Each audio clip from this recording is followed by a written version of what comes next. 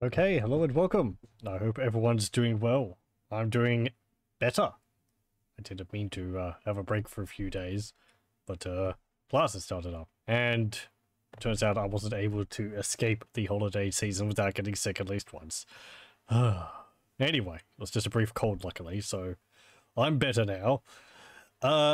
Yeah, we're going to continue our Fimir campaign as Kroll. Hello, welcome, Sugnif. I hope you're doing well.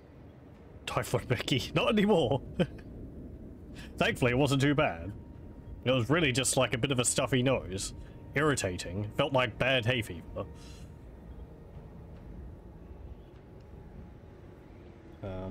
Which is nice. It's not pleasant getting sick during summer here, well, with it being so hot, so. Glad I'm better. Well, thank you. I'm glad I'm better too. As I said, I nearly managed to make it out of the holiday season without getting sick.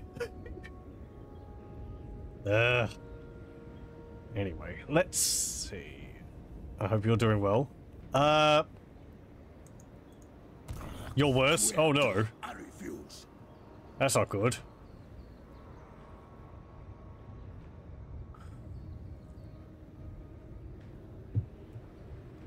I hope that hasn't been going on for too long, or it looks like it's getting better. Yeesh. Some pain issues the last 2 days. Oh, okay.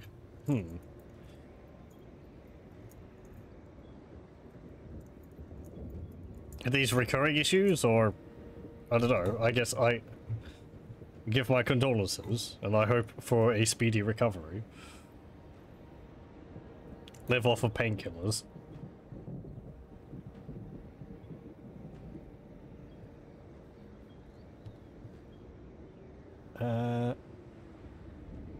Let me just see something. Okay, so I would like to do at least one more session of this campaign before we call it up. I'm a bit undecided on how long I'm going to go for this one, because I've had it requested, and I would also like to have a look at it myself to see what Kroll is like when we get 20 temples, because we've got 4 different stages of number of temples which we can get. There's no sound at the moment because I am looking through Steam. Oh, okay. That's very unfortunate, yeah.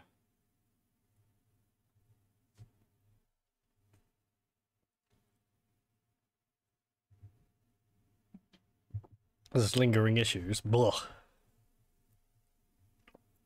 Again, my condolences.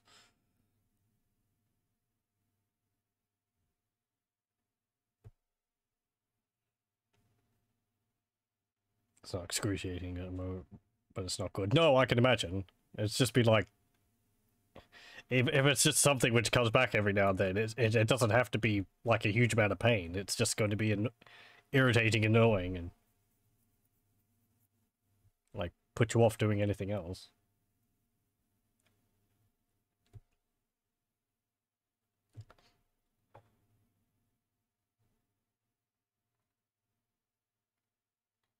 I'm just checking the Steam page because I believe there was an update for this mod recently.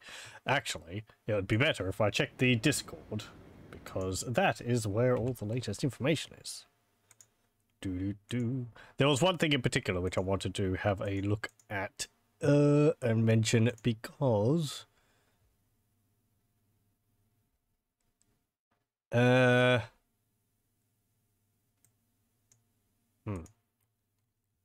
I am not seeing a post on there.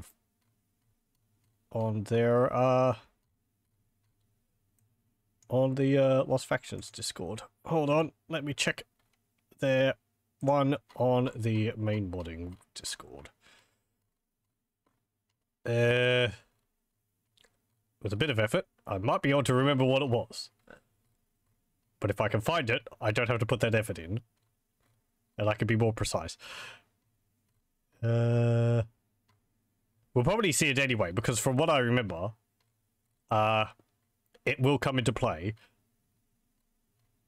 I believe it's something to do with before battles.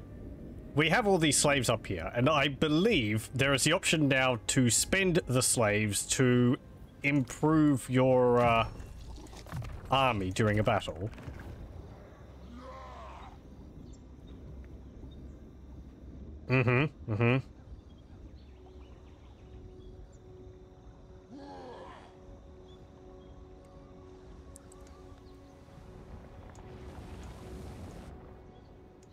Oh yeah, hope that's helping somewhat.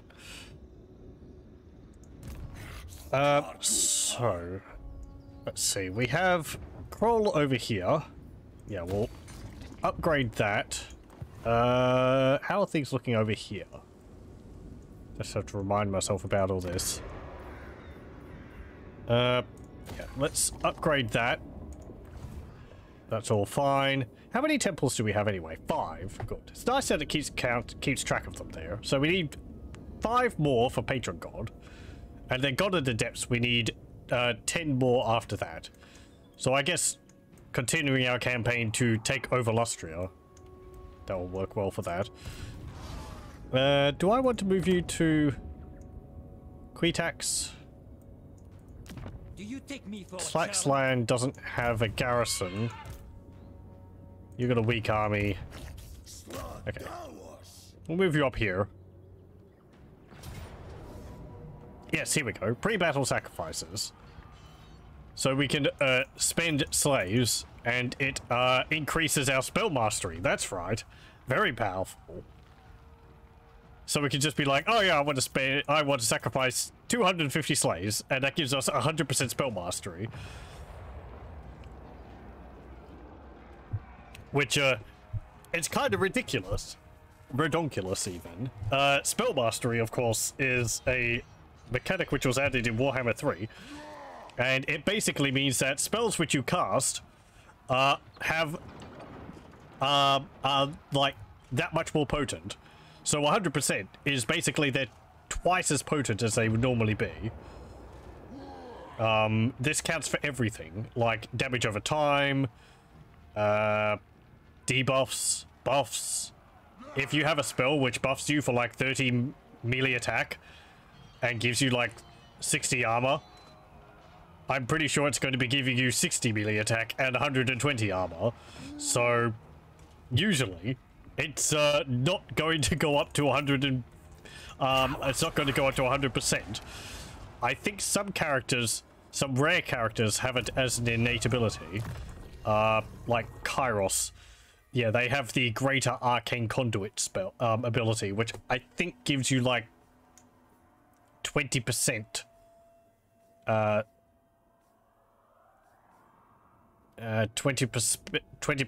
20% spell mastery. There we go. And I think also some of the other Zinch units can give it just by being nearby, like the Exalted Pink Horrors. Or something like that. Cathay units have it as well. Let me just check them. Because I have the whole synergy system. Yeah, here we go. Mastery of Elemental Winds. When 2 or more units in the same army share this attribute, spell mastery intensity increases the power of spells cast. So yeah, again, it just increases the effectiveness, damage, or stats of the spells by that percentage amount. It's quite nice. Needless to say.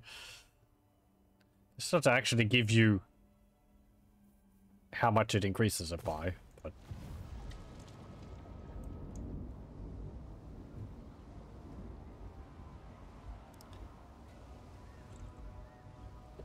try saying sloths, thoughts, stinks 10 times fast.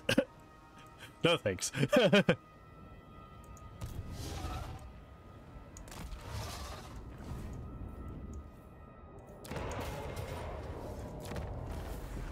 Let's see.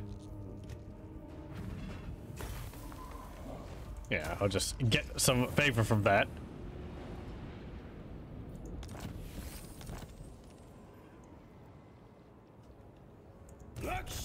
And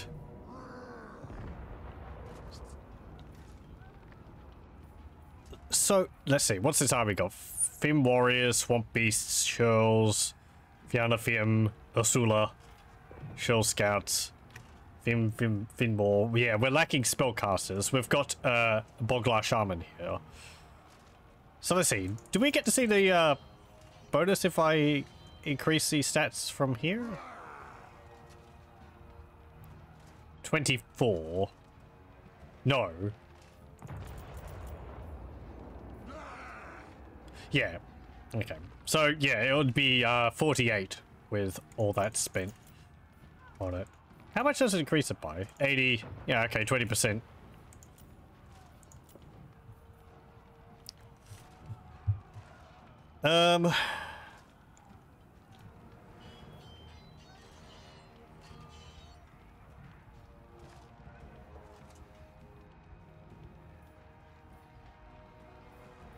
I think we'll lay siege and we'll build some siege towers. I'd like to get my other army over here. We can probably defeat them. I will not blight my soul. I would prefer to attack them out in the field rather than try to mow through them in the settlement.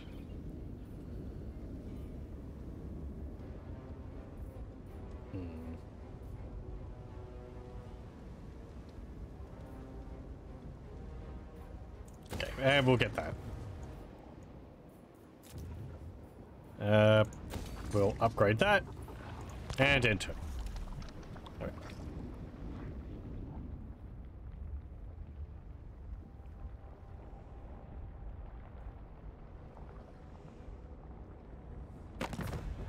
Oh, Rakarth. Well, you can get me beasties. I guess I can make use of Hydras and Charybdis if I'm allied with you.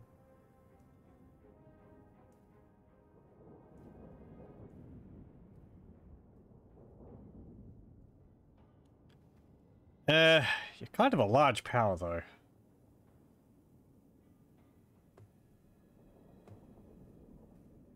Do I like blobbers? What do you mean? Do you mean, like, the tactic in the game? Because I'm very guilty of that myself. Depends on the faction.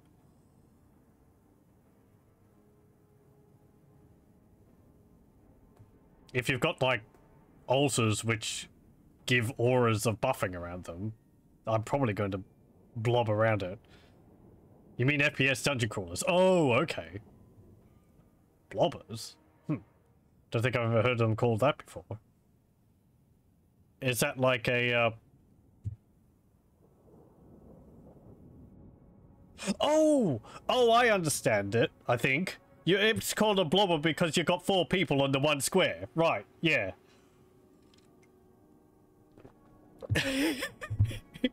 Right, you're just like some kind of amorphous blob with like 4 pairs of arms and 4 heads and all that.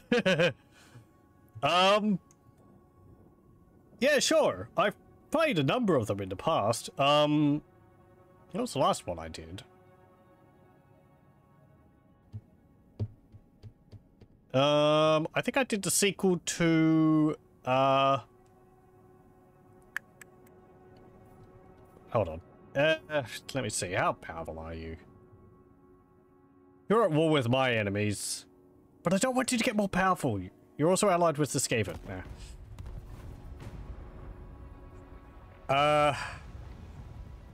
There was the, Dungeons of Grimbalor, or whatever it's called.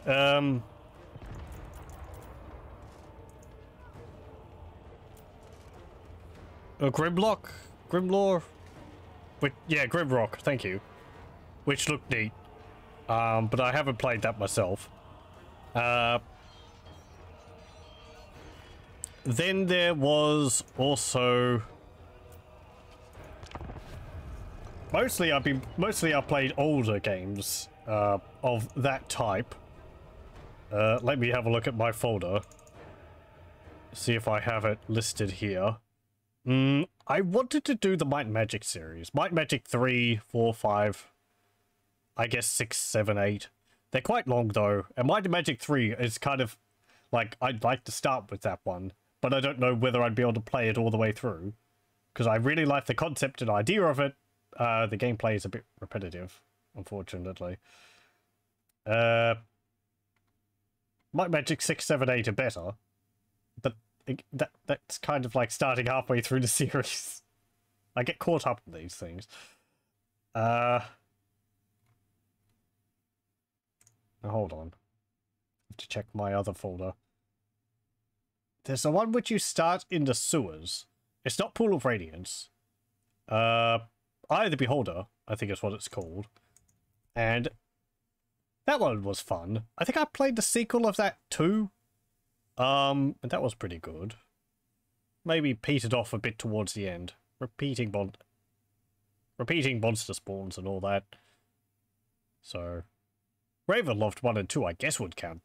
They're a hybrid of that type of like grid-based dungeon crawling and more like a first-person action RPG type game. Grimlock's are basically a clone of an older series called Dungeon Master. Yes, that's another one I want to go to. Have a look at. I think that's the one I'm thinking of, where you can randomly generate your dungeons from at the beginning. And it's like, oh, how many keys do you want available? How many doors do you want there? How many puzzles do you want, and so on? And you can customize it, all this.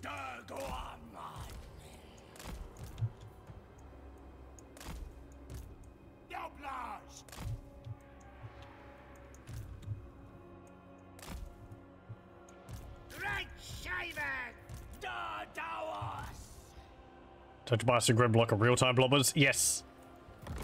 Yeah, I think in that way, Eye of the Beholder is as well. It's like enemies and you are moving off of times, but it's like real-time. So you can like go forward, attack, step back, dodge your attack, go forward again. Might and Magic 3 is like that as well. Don't think I know of a turn-based one. The really old SSI Gold Box games, they're not really the same thing. You have your party on a square as the same first-person dungeon crawling, but whenever you go into a battle, it goes into an isometric view based on a grid, so. Unlimited Adventures is... Oh, okay. Oh, Dungeon Master something different. Okay, pardon me. Forgotten Realms Unlimited Adventures.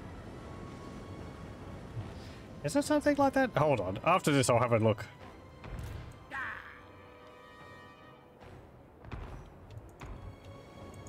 What's all the sound effects going off? Sounds like you're getting hit by cannonballs. Ooh, let's have a look at our spells. We've only got one spell. Yeah, and you can see. Sneaky 7. It's 48 melee attack and 50% armor piercing. So, if I had more spells, it'd be more impressive. I don't think it increases the cost of casting the spells.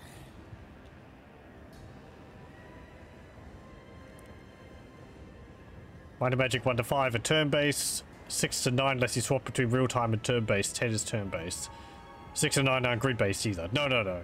Yeah. They're more just like... Yeah, like first-person dungeon crawlers. I guess they're a bit more like, like a first-person action. Like a normal FPS.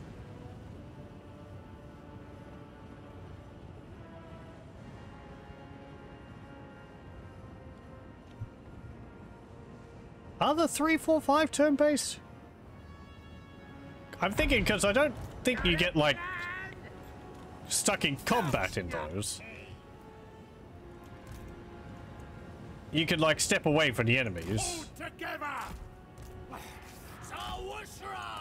But you are down on a timer.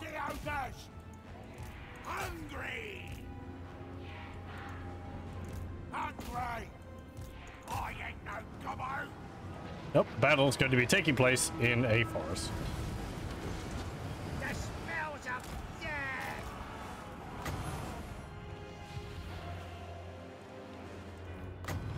Oh, I can't overcast it.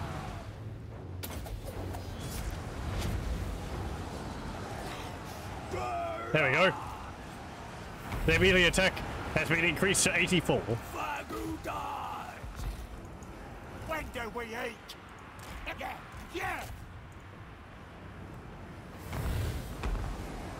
Right shaven.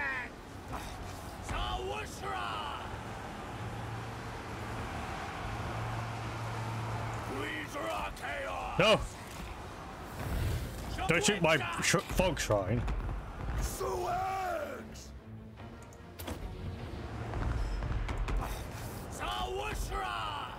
Uh oh. Right shaven. My Boglars aren't holding the line. Who knew that they wouldn't be very good at that? Right shaven.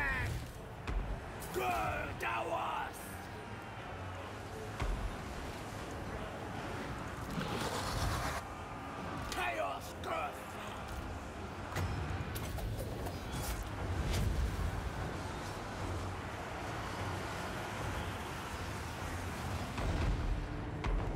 I ain't no gobbo.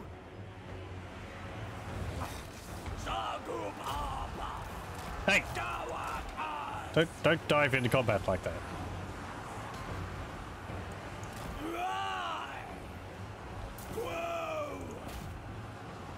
I want you to shoot there.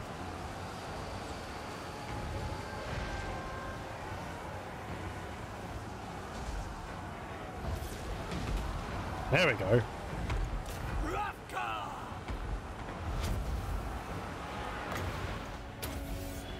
I can use that on you. And I'll take your ammunition. Here comes the spells.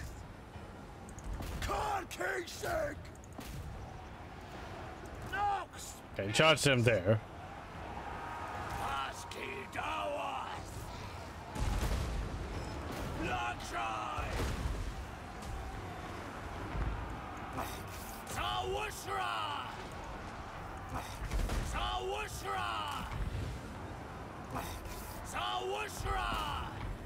Shoot them, actually. You've got extremely long range. Talk through me.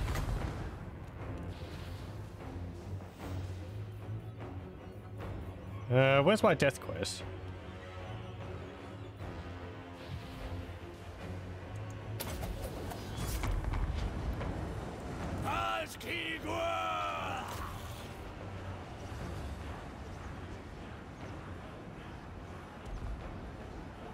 What's your recharge time when you're on your shot? 20 seconds. Okay. So quite long. I guess if you miss a shot, it's just going to take a while for you to get back around. Oh. Good hit though.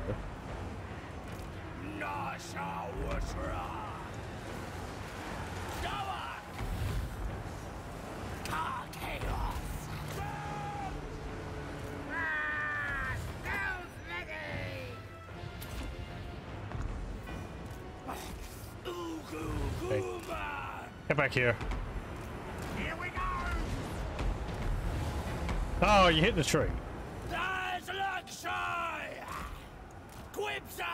Get over here. All right.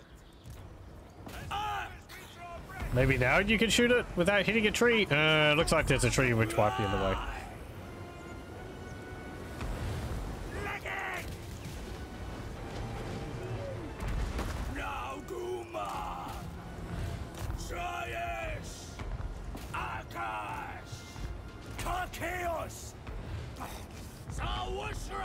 Where's my Finmore?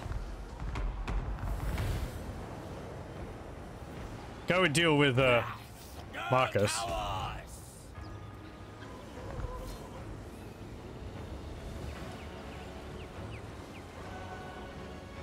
Gonna shoot them? Oh, maybe not. They're engaged in combat now. My orders! Oh, there's a trebuchet down there. Oh no, you shot them.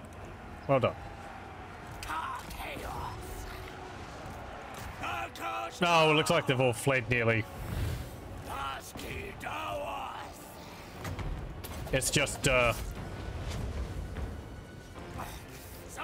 Unbreakables left. No! No more ammunition for you!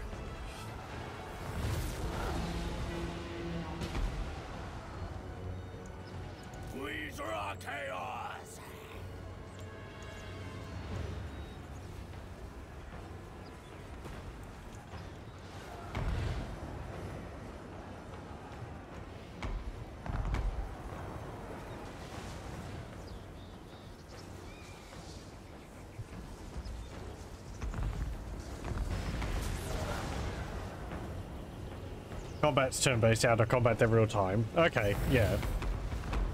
That's true of all the games we just mentioned. Might and Magic 3, 4, 5 World of Steam when combined are the best in the series. Yeah, I've seen all of them played through. Might and Magic 3, 4, and 5 is just a huge amount of content. And I think 4 and 5 combine into one game too, if you have them. So it's like... It's just like one huge adventure. Ugh, it's amazing I never really heard of them back in the day. They would have been very, rather fun to play through. Might have been a little bit before me. Don't know when they came out. Wizardry, the other Big Daddy Blobber series, peaked with Wizardry 8, which is a freeform blobber, like the later Might and Magics, but only turn-based. I've heard a bit about Wizardry. I have not played that series or really seen it played. My understanding is it's actually quite popular in Japan. But I might have had a try of it. Actually, no, I think I played one of the Wizardry games, the 3D one, which I think is 9? Or is that 8? You start off on a beach and there's like a ruined temple with blobs in it. That might be 9. Which I don't think was too well received. Yeah, I think I remember those being mentioned as being quite difficult. Operencia the Stolen Sun is one of the best blobbers you've ever played. I should try it if I like the genre. Oh, okay. Japanese company picked up the Wizardry IP when Surtech went belly up. They've released like 10 Wizardry games or something. Oh, okay.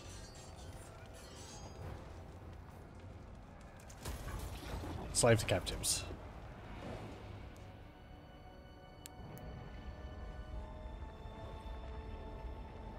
Let me have a look. What was the game which I was thinking of? With the sort of random dungeon generation. I've already mentioned it. It's kind of scary on GOG. It's just like, yeah, I'll buy these RPG packs. And it's like 6 games each. And it's just a huge amount of content. Dungeon Hack. That's the one which I was thinking of. Yeah. Unlimited Adventures, I think is the SSI one. Which is the older sort of... what's it called?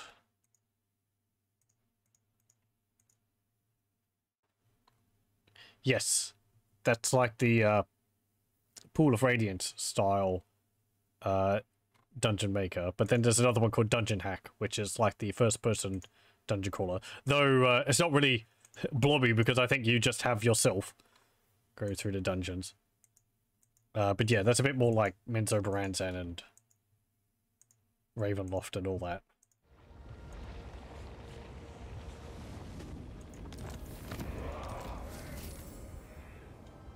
So, not Dungeon Master, as you're saying. Pardon. Get that.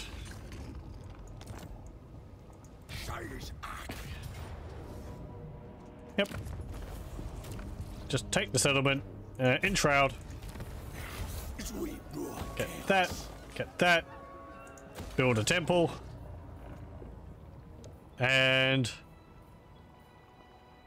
okay, that's going to be casualty replacement, so get the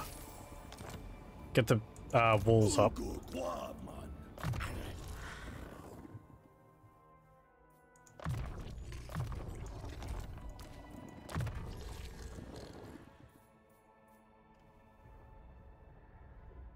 Let's see. Yeah, like Fog of the Damned. Okay. So with 100% spell mastery, it would be minus 16 leadership. And minus 80 melee attack.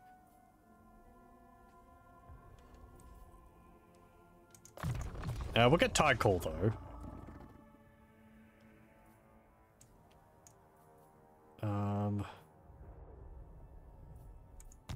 I think there is spells already which provide minus 16. But then if you had those, it would be like minus 32, so... what do I want on you?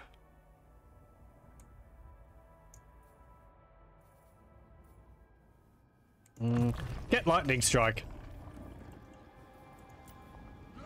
We're creatures of the mist. And you can get...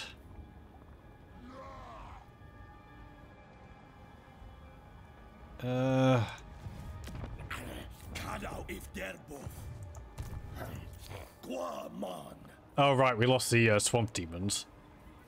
Right. Combine these Boglars, they're really not that useful. And we'll get some swamp demons in there. There we go. And Kroll can go up and take attacks.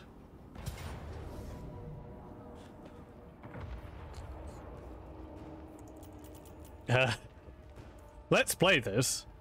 Just to see how powerful the spells become. I mean, she's really got Tide Call. I mean, I guess I don't need to show it. It does what you'd expect.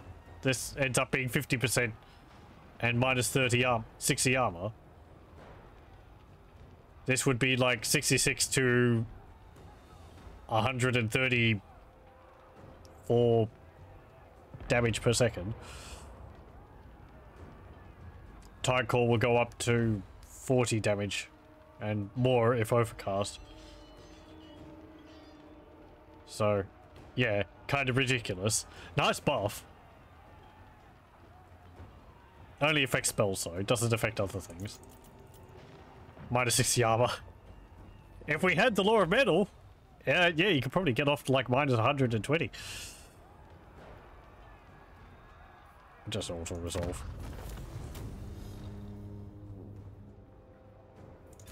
Moon Shroud. Because I think the Law of Metal spell Plague of Rust is minus 30 and then minus 60. But I don't think we can get... Actually, what laws do we get access to? So we have Death, Fire, Shadows, and Beasts. Okay. So let's see. Fire. Okay. Melee defense. It could be a nice buff to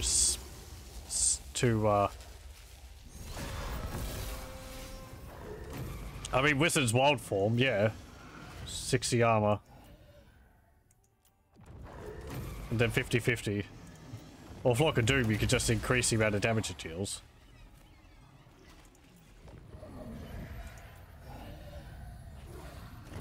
$48, 40% physical resistance, plus 50% speed. Of course, Evanra here to drop their stats by quite a lot. What was the other ones? Fire, Beast, Shadows.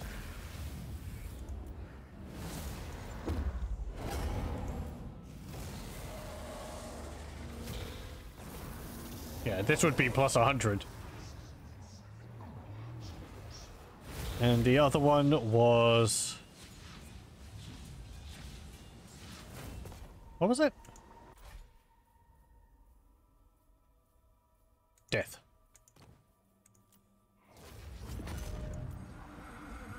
Dread Knight would have really benefited from it. Plus 16 armor. Plus 16 leadership. Doom and Darkness, there we go. Just minus 32 leadership. For every unit within range.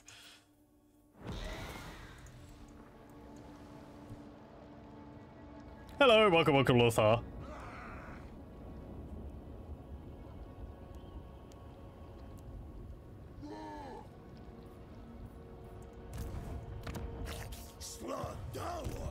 There's also another blubber, in, what's it called?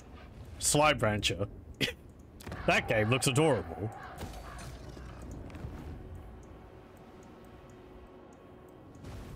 I think the sequel of it came out. Oh, Icky.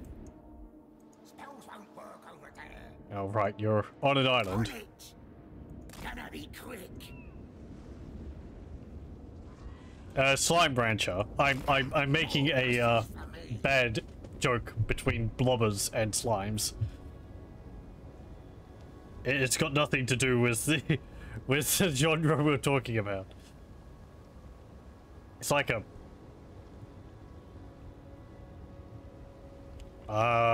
farm type game. Just make slimes, keep them happy, and try to keep them in pens and get plorks from them and sell it.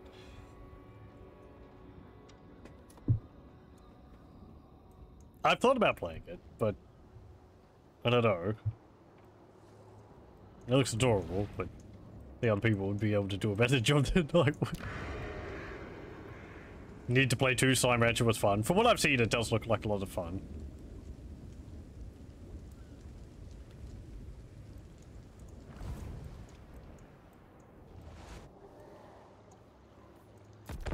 Just like a nice, relaxing game. Very gentle game.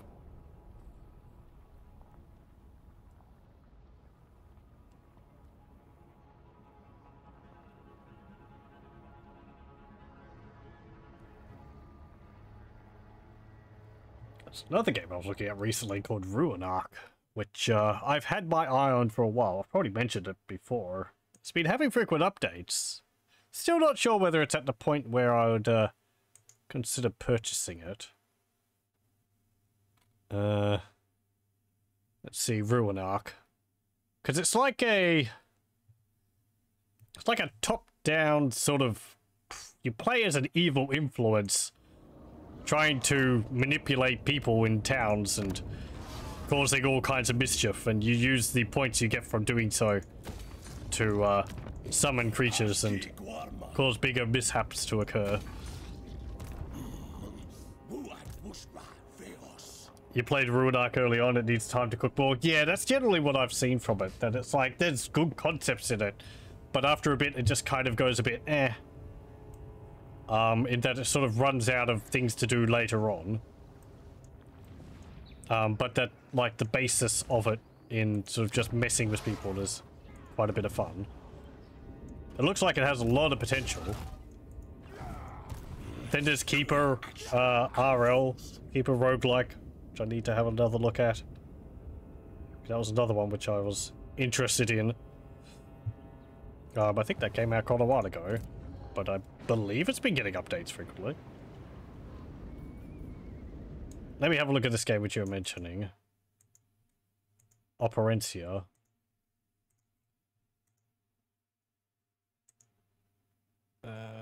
Paste. Okay. Oh yeah,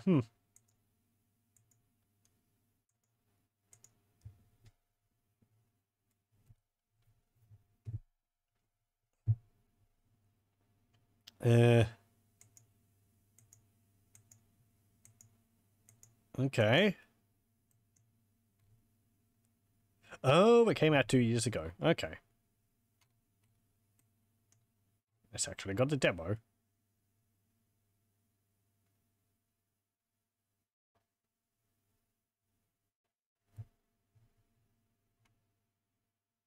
Hmm.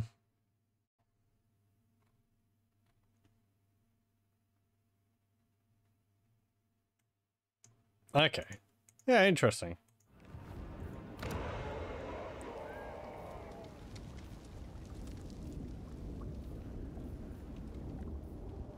Let's see, what do I want here? Oh, right, they raised that settlement.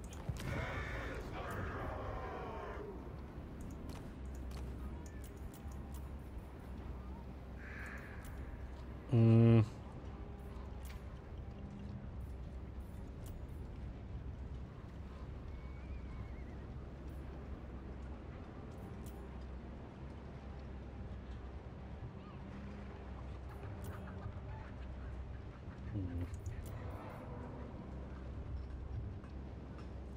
Yeah, we can follow a Kroll.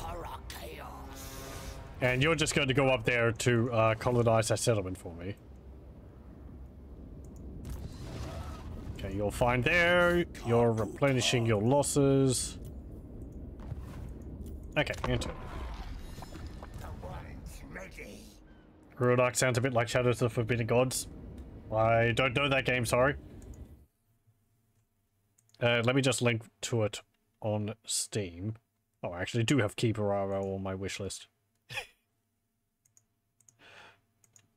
Sometimes my forethought amazes me. There it is. It's kind of got like building construction and all that in it, but from what I understand, it's a lot more just like you get all these abilities and you use them on people, and it's like kind of like a god simulator, I guess, in some ways. Where you just cause disasters or change people's personalities and make them cultists so that they do things which you tell them to. As I said, it looks like there's a lot of potential with it. But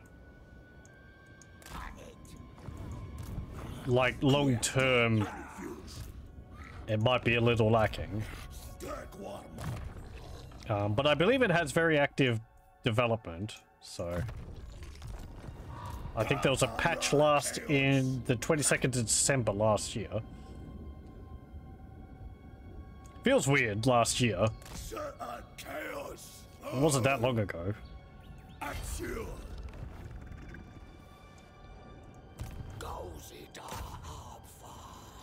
Oh, you're not going to be able to reach there. Blah. Build that there. Upgrade that.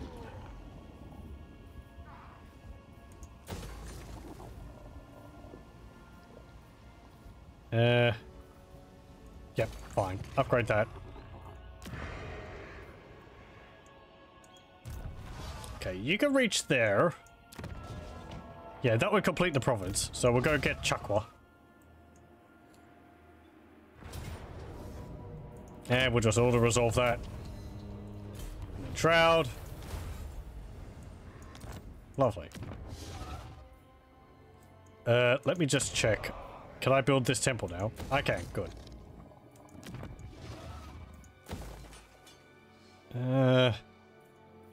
Yeah, keep that there. Ooh, another lumber camp. Nice. I'll be able to reduce construction costs by 50% in this province.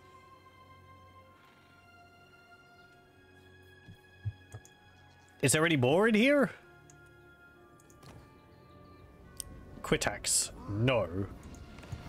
Huolotl. Where's that? Over there. No. Okay. The other trees aren't good enough. It's only those two provinces. I think there is a province which has like a whole bunch of wood resource in it. Which would be fantastic for discounts to construction. Reminds me of when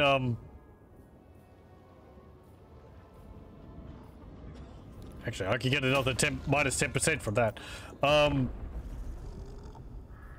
early on, the Tomb Kings used to be able to get ridiculous, actually to the point of being free construction costs on all of their buildings, because you get these, I think, Charnel Valley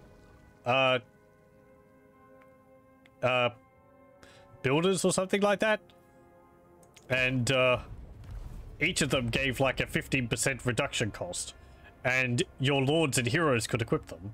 So you just stack them on all of your on your lords and all your heroes, and they would reduce all your construction costs away. I miss some of the bugs like that. Skaven, you would be able to like raid your own provinces, cause rebellions, and then kill off the slaves, kill off the uprisings for food, which I felt was very thematically appropriate. I believe you could still do it, but raiding your own provinces causes the income to drop to 0. So. Spell time. Let's see. Boglars. No, please. Too bad. Nom nom nom. What do you mean you just stopped just out of reach of my army?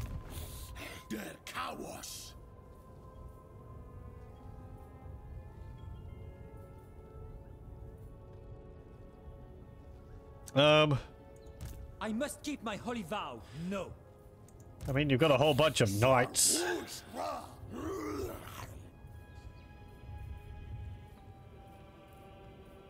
We don't really have too much anti-large. Can I give you anything better? Gambler's armor I like more because it's got the ward save on it. Berserker's headband. What about a better weapon? No, I like what you've got. Iron Curse icon.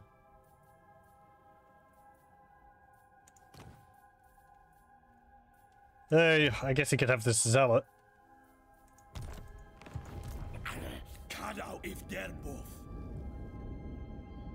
Keeper RL is a cool idea. It's basically just Dungeons 3 was half the content. Massively worse interface and shooting graphics. I think I liked it, the idea of like, I guess because it was kind of mixing it with Dwarf Fortress, you sort of start off in a region and you build up your forces, you mine out your own dungeon and all that.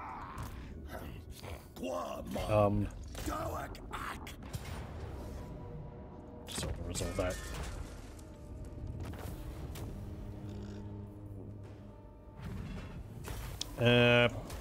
More money. Thank you. Spike gets a moorhound. Okay, go back over here. We need to go and deal with those, that uprising over there. But I haven't looked into, Keeper RL for a while.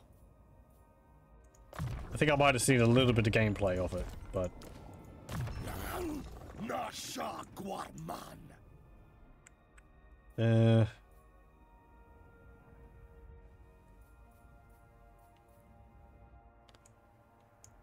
Let's see. Okay, yeah, unnatural healing. Some more casualty replenishment, please. So what am I going to do with you? Skaven are keeping you busy quite effectively.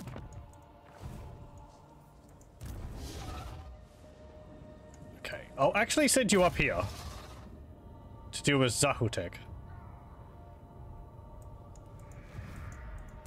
No way. And you can come down here to do a Hulosal.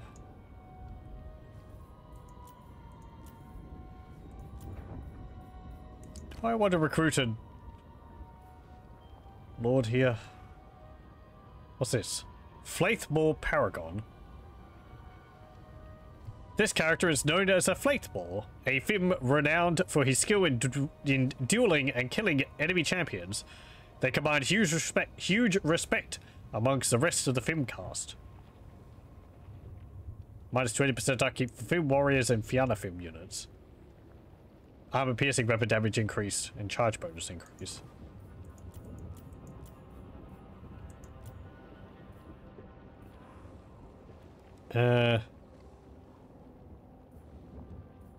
Yeah, let's get Laura Beasts. Follower Barlow. There we go. Skein Toad Liquor. And we'll get some Shirl Scouts.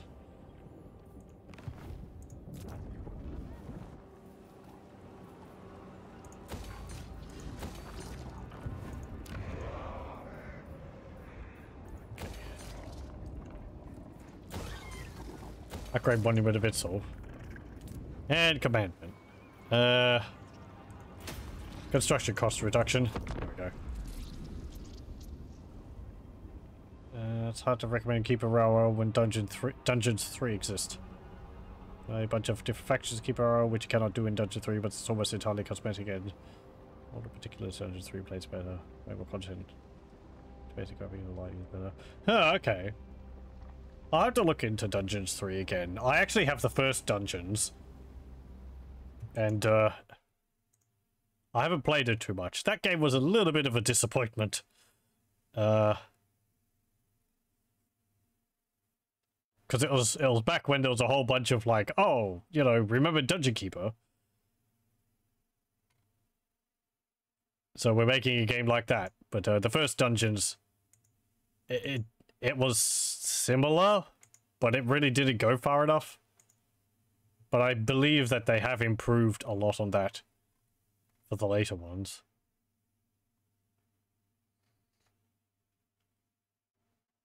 Wait, what? There's a Startopia game?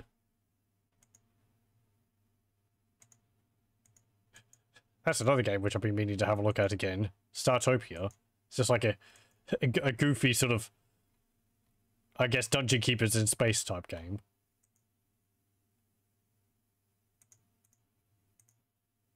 Let's see. Yeah, okay. They're all very colourful. Stay away from the DLC. Oh, okay.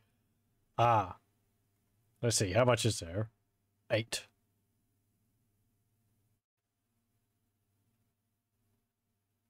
I wonder what they provide. Maybe it looks like new maps.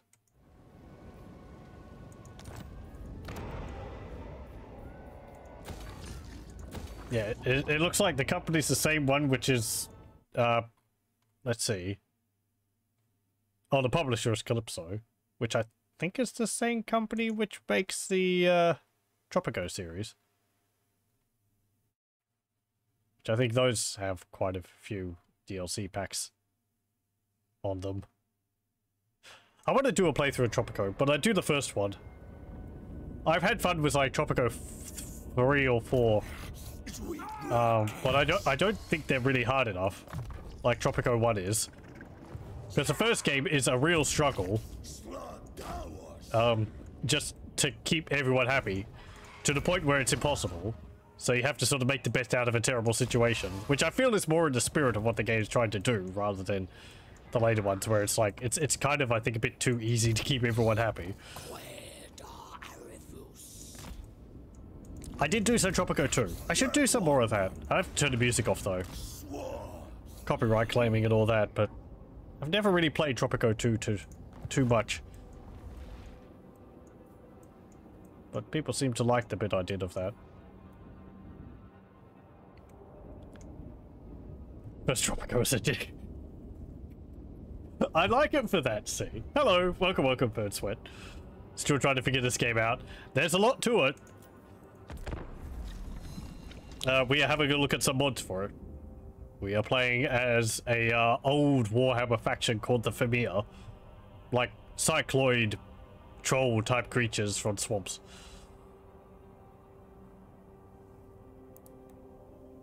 You're a Nurgle guy. Oh, okay. Nurgle's fun. Very slow. But, very tanky. Nurgle's the hardest faction in the game. Their start is pretty unforgiving.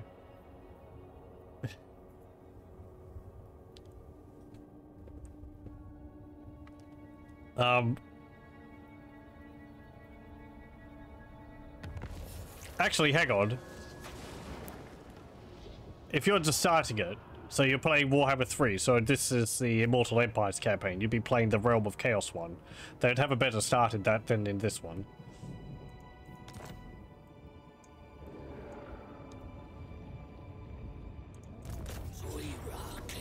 Get out of here, you.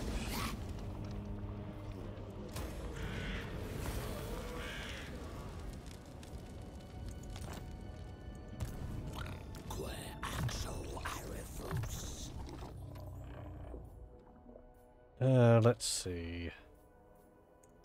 Force resilience. Okay.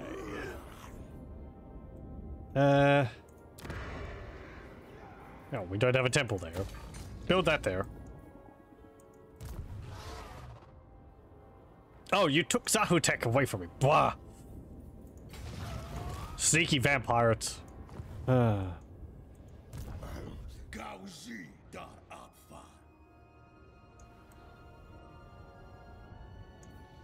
Okay. Are you allied with Request Rakarth? what you will, but I answer to no one except myself. No. You're trading with them. But you don't have a diplomatic agreement with them. Okay. I want you to go down here. I mean, if you have any questions, I'd be happy to answer them for Warhammer 3 as best as I can.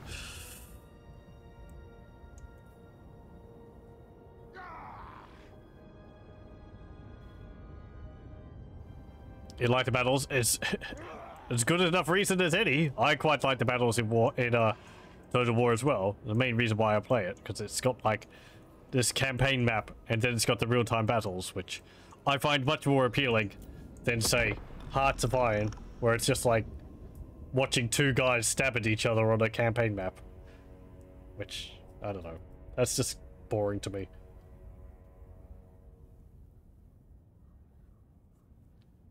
Ugh. What was the other thing I was saying beforehand?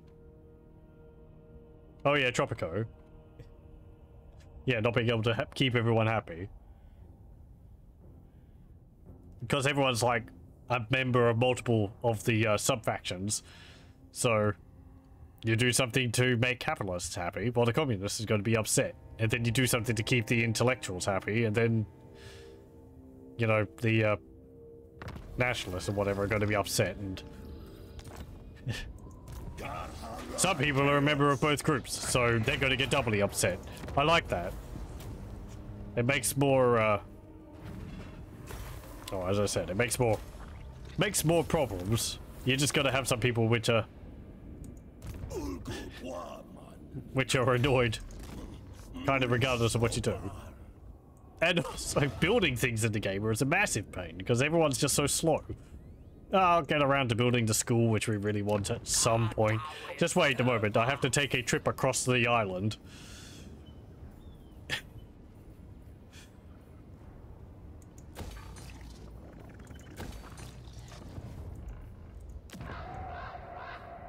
I think it was one of the DLCs for like Tropico 4 or something. They added like a cement factory, which it just generates money for you.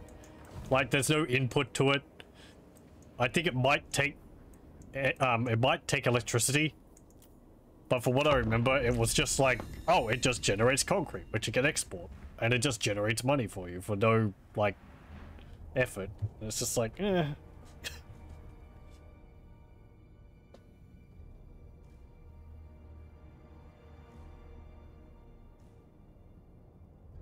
Hello, welcome.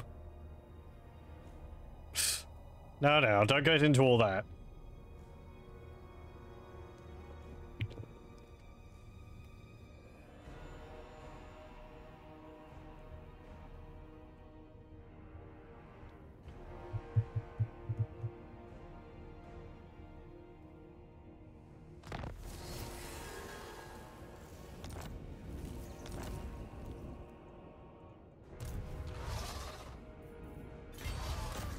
Okay, let's go up and take Bragon.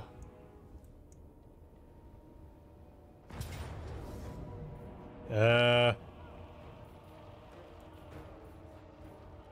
see. We haven't done a battle, so let's do that. And we'll sacrifice a bunch of slaves to bump up our magic power. Hello, welcome, welcome. We're just talking about Tropico 1.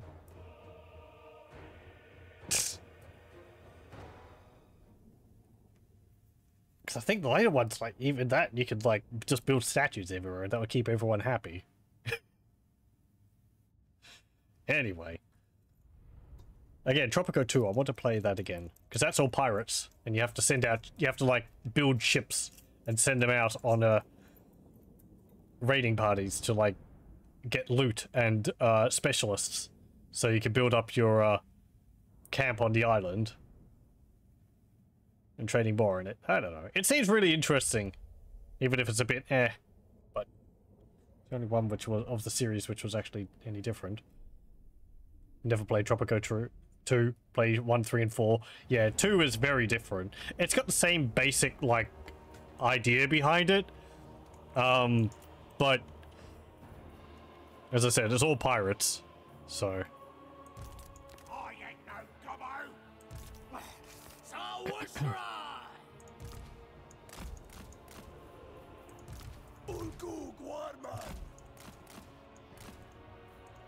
it gets a little confusing. It's why I haven't played too much of it, because there's a lot of things which you have to remember to do.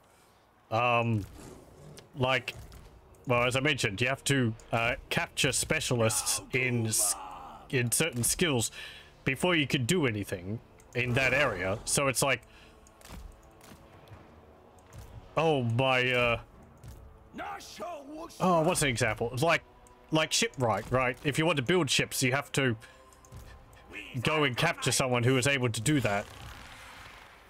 Or like farming things, or I think like creating certain goods, like shot for your guns.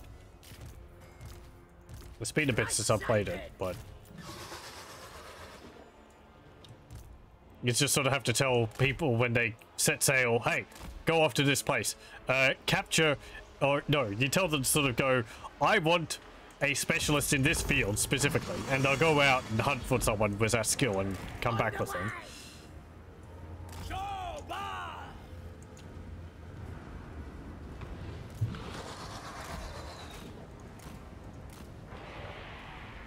There's also how, as your pirates get more and more successful, you have to build them better and better quarters.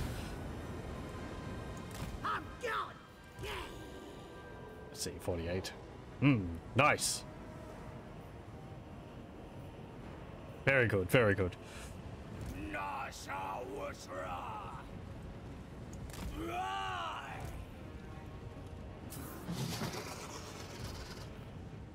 Yeah. Oh, look, minus 60 armor. Delightful.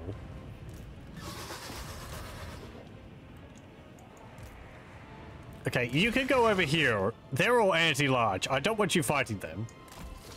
They've actually got 80 armor, which is not bad. But,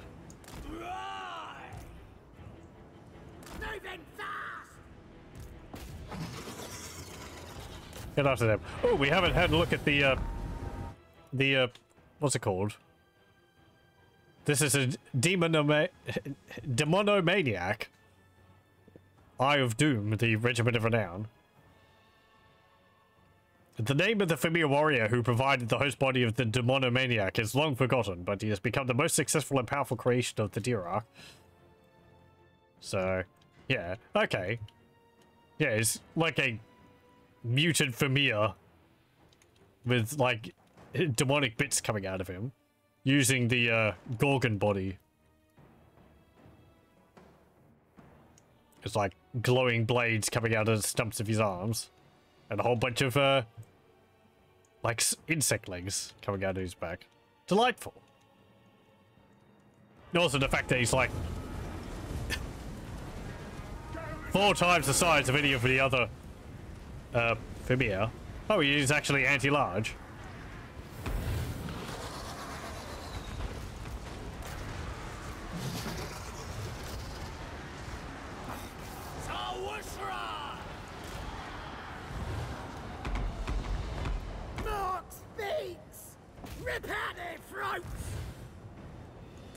Attack! Once they engage,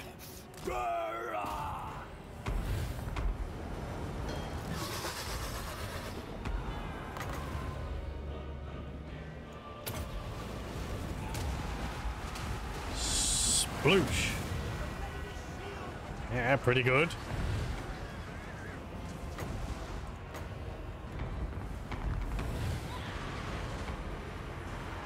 Let's see.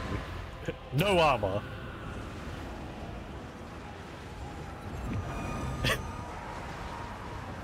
Oh no, Knight, you've got no armor now. What a travesty.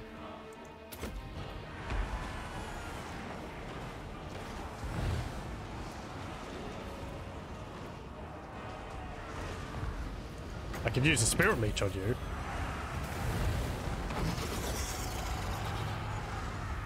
That's not going to do a huge amount of damage, but... Chaos! I'll smell ya!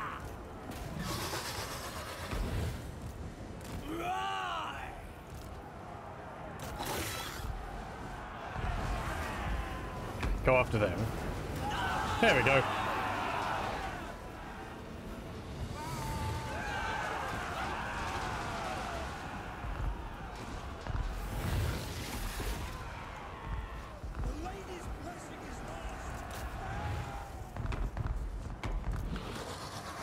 Get over here. This is where all the enemies are.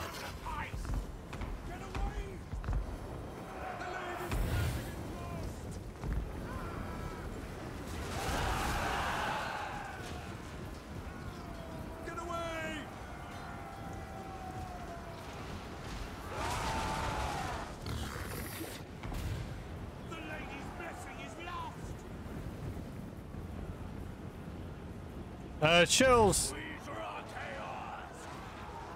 I maybe don't want you to keep shooting at them. What's that?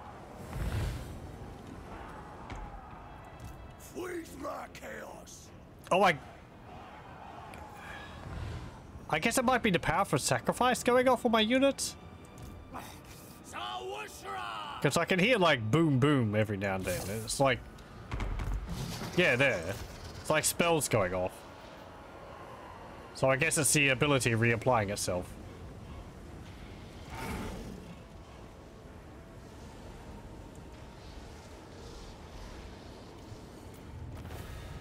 Tempted to pick up Tropico 6. It's pricey though. I haven't looked into... Well, have I? When did Tropico 6 come out? I think it was a while ago now.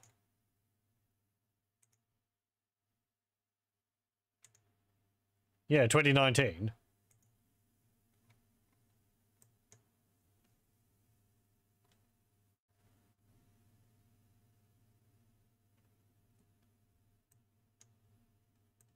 Yeah, I think that might actually be... Because I think there was like 3 was pretty good, 4 was pretty good. I think 5 maybe wasn't too good. And then 6 was like a return to the better aspects of the earlier ones.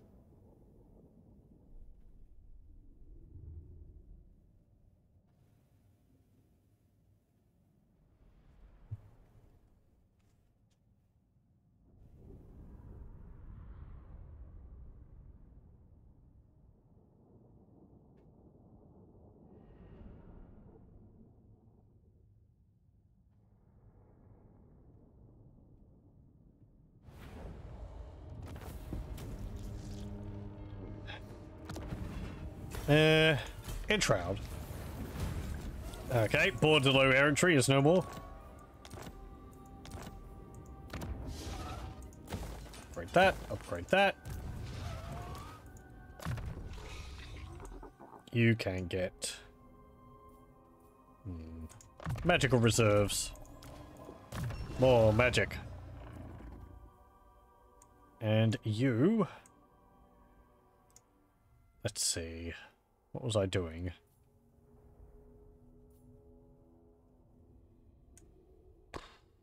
Getting spells, I guess? I'm getting Arcane Conduit, yeah. Is there anything down here I want?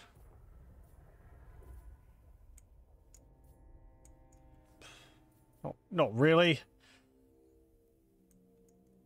Yeah, we'll get evasion, and we'll keep going through the spell tree.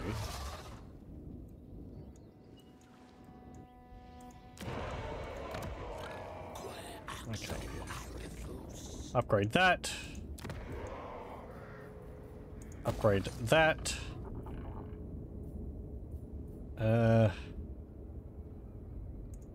Upgrade that. Upgrade that. Or do I have enough for level 5 there? No, I don't.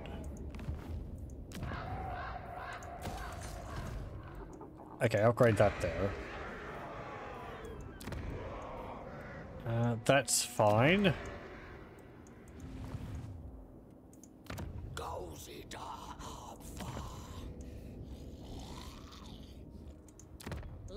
Okay, so we want Zahutek. The sea brings death. Then we'll go down taking these. Slanhuapek, Axolotl, and the Blood Swamps, which... What's that? Oh, there. So Tlax, Poxmarsh, the Awakening. So the Awakening is like there. Yeah, okay.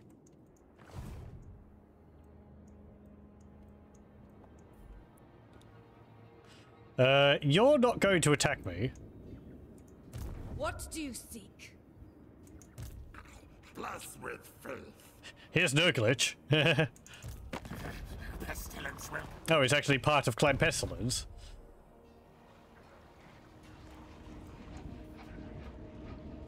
Yeah, I have a bunch of mods for Skaven, which add a whole bunch of Clan Pestilence themed lords. So we've got like Gursk, Rot-Eye, Plague, well, that's just a Plague Pontifex, Arch Pontifex, Sitch, Poxtooth, Befouler, Sortek, Feskit, no, he's from the, yeah, Clan Mordkin. Morskitters from Clan Scryer. Cratch Doomclaw is from, same clan that, Tretch, I think, is from. Yeah, you got Nurglitch, Exalted Imperator, Zik Vilepot, and the Hidden. Yeah, I've played as Nurglitch a few times on my own. It is a very difficult start. You start off next to Clan Pestilence, but really without... The biggest problems I found is that you have no food generating buildings from the beginning, so you're at a deficit of -2 per turn, and your early units are very chaffy. So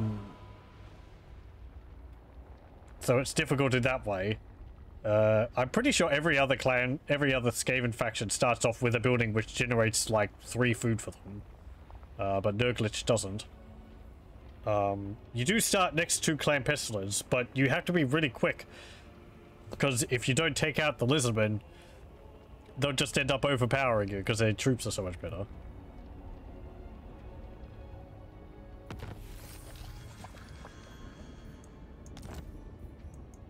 You ended up purchasing it. You can't download any more than 35 megabytes on a 120 megabytes connection. Yeah. Theoretically. Theoretically, downloads up to the speed. Let's see, because I think he starts Altar of the Horned Rat, I think, up here. Whereas Nurglitch starts over here in Oxhill. So all this is basically Skaven. Because I think there's another Skaven character down here. But you're kind of like, Itza's just up there. Tenno, what's his name? Tenno Hiwan is down there. Hold on, what's his name? Tehenoin. Is that it? Yeah, Tehenoin. And then you've got, like, Vampire Coast up there. Is there still High Elves over here? I don't think so. I think there's High Elves down here. But yeah. It's tricky. You clan Pestilence, you've got a lot of chaff. Most of your units are just like frenzied slaves. So, if you want to play thematically, like I do, you have to make use with their like slave and clan rat equivalents, pus bags and what are they called? Festerkin or something like that. So Dark Elves, there's some elves there, might be Dark Elves, so, yeah. Because I know Rakarth's over there, and he's an even bigger problem. Because it's just, he's just like, all the monsters. Clan Pestilence don't really have anti-large in their unit roster. The mod also expands your options for Clan Pestilence themed units, as you saw with like the Plague Pontifex and Festering Chanters, which are like a Lord and Hero unit, respectively. Oh, okay. Bye. But it's tricky. Nurglitch himself, I think he ends up getting a Brood Horror as a mount. And I think he's got some nice items. But they take a while to unlock.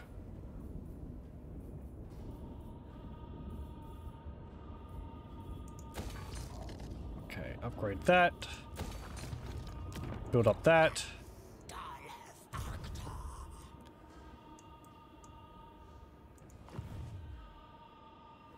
Does Rakarth start at Albion now? I don't think so. I believe this is his faction down here.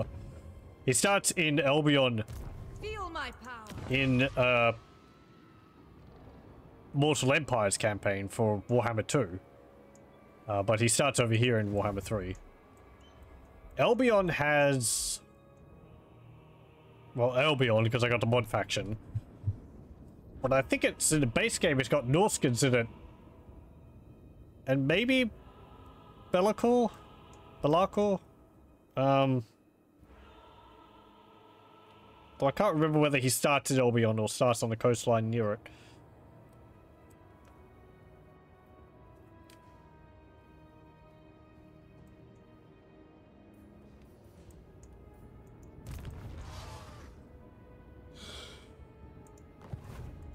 Let's see. Well, I mean, you've got a lot of anti-rain. You've got a lot of ranged, so yeah, there he is. Shall behold my greatness. Yeah, let's see what he's got. Hunters of Amathraima, a mod unit. These are a pain. Just archer units. 170 range. Doomfire Warlocks. Those are mean, because they have bound spells. Feral Wyvern. Feral Ice Bears he gets now. He's got polar bears. Somehow, from the jungle. Giant Wolves, Harpies, Bloodrack Medusa. He imports them. All-powerful sorceress. Some Feral Bears, Saber Tusk Pack. Some of these might be added by mods, which I've got, which expand the amount of units he can get even more. Come on, get out of here. We won't let any vampires sit around in our territory. No take. Yes, take.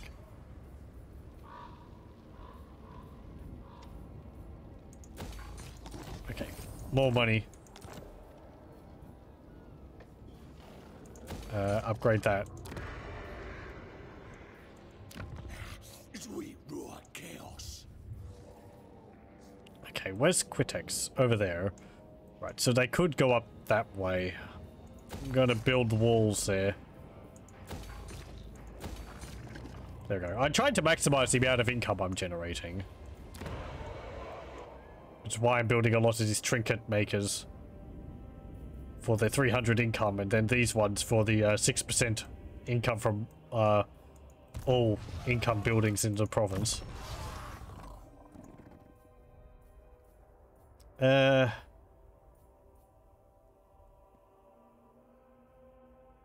See, that doesn't deal much damage.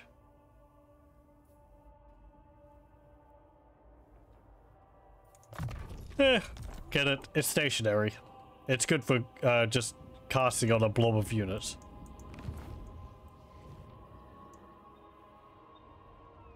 Okay, yeah, you don't like the military actions I've taken against Vampire Coast. Oh well.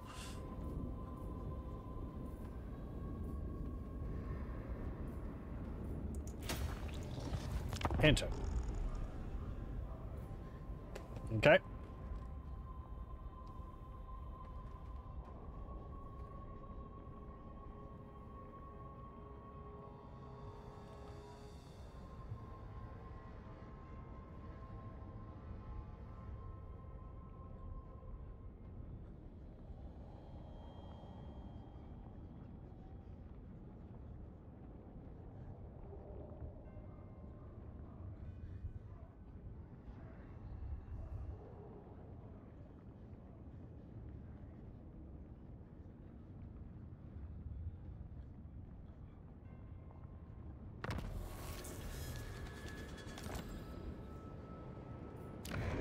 Yeah.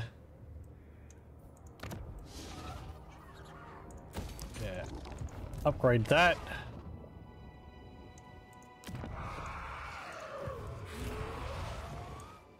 Yeah, go down there. We'll take the Slime Hopback. That is forbidden.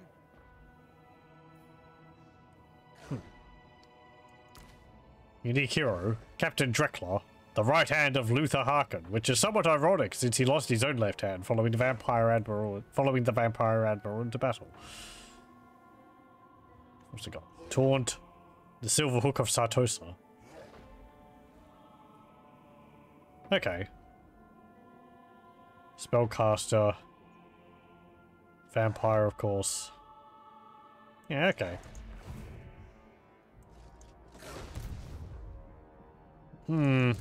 Beasts. Rampage. Clan pestilence is all. Yeah, so here's some of the new Clan Pestilence units. You have Rotten Rodents, which are... These are Clan Rat equivalents. But you've also got them with dual weapons, with some anti-infantry. You have the Pus Bags. These ones with flails, these ones without. They just have a sword. 180. They're, not very strong. They get Frenzy, though, which buffs their stats a bit when their leadership's high. Not that they have much leadership. I think the Flails has a bit more melee attack. Oh, no, they actually have a bit more melee defense. Okay. Oh, no, hang on. I'm reading it the wrong way around. Yeah, more melee attack, more weapon strengths, a bit more charge bonus. Less melee defense. Do you have anything? No, this is sick. They also get the bonuses from having plague. I am warlord. You're another character. I don't know you. Or maybe you're not? Who are you? Queer dog, I refuse.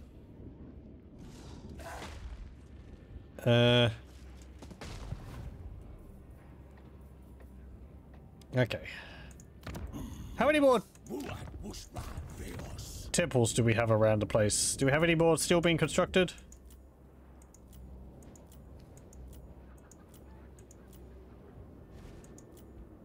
No, it doesn't look like it. Okay.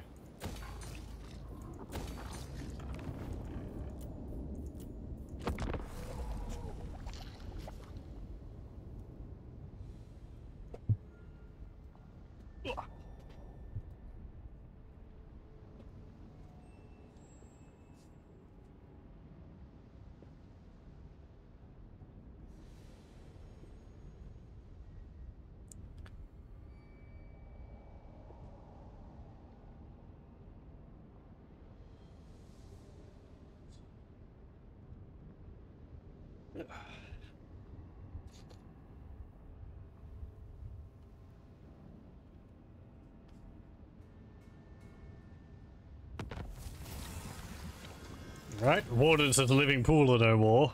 I guess Dark Elves defeated them. Yep.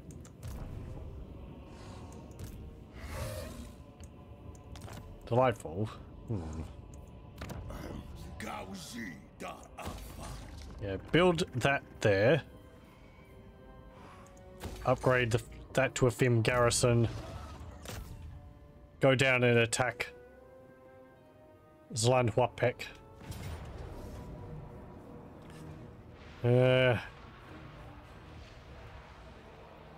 You got a lot of mortars.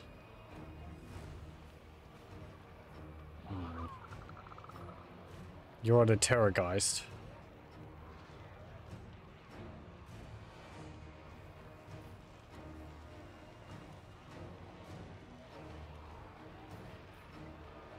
Well, yeah, but you're a bunch of zombies. My magic is extremely low. I haven't been channeling it. Ugh.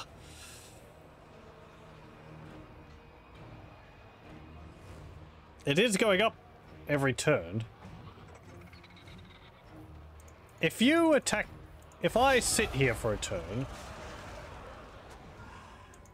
Don't be a fool. Yeah, you've got another army up there.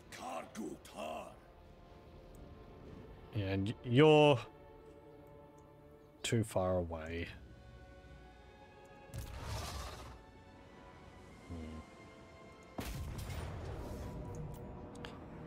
What's the settlement look like?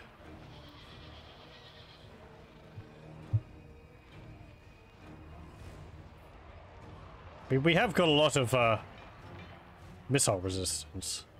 I think that would help against the mortars.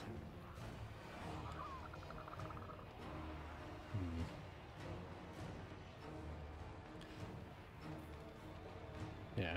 Okay. We'll bump that up to that. And we'll save it. And I'm actually going to take a very quick break before we do this. So I'll pause the recording here and I'll be back in a moment. Okay, we're back. I should probably come up with a better BRB screen. I know there's more that you could do with it than just having a... Just having a flat image.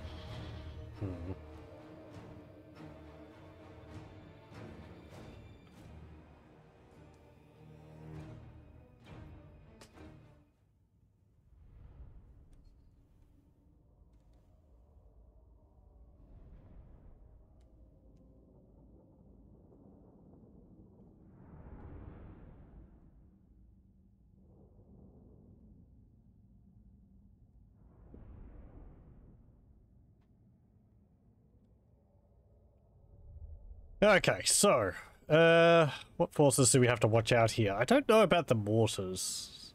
Our guys aren't large, so they're probably going to hurt me more than I'm used to. Vampire Coast also have extra explosive on their mortars. They have got ranged, but again, since we're Fimir, we've got quite a lot of resistance to that. I do wish I had a shrine to Balor in the army, that would help. Could get my ogres to knock down some walls. Those poor ogres, they've been with us since right near the beginning of the game.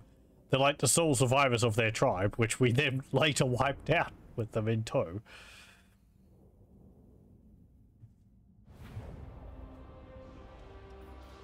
Yep. Let's see. It's not really a large open space. I guess here. Break through there.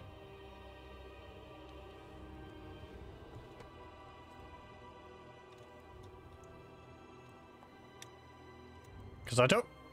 There you kind of get bunched up behind the rows. And I don't want to like try and break straight through a wall. Because that would take a bit too long.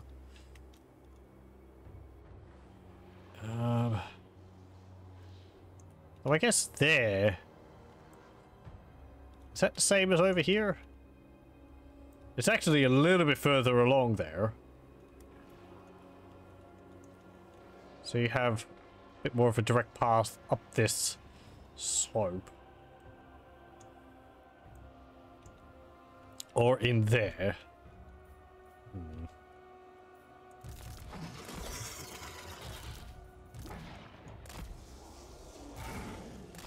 Okay, are you a wall destroyer? No, you're not.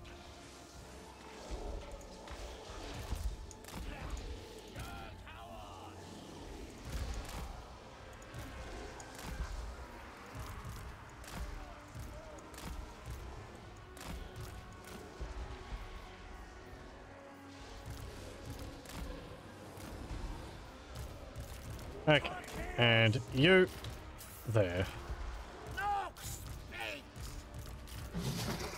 Okay, and yeah, you can go in your own squad. So you can go over there. Okay, good. I was worried about the tower shooting bolts of lightning at us, but no. Looks like they're just firing bullets or arrows at us, so that's more manageable.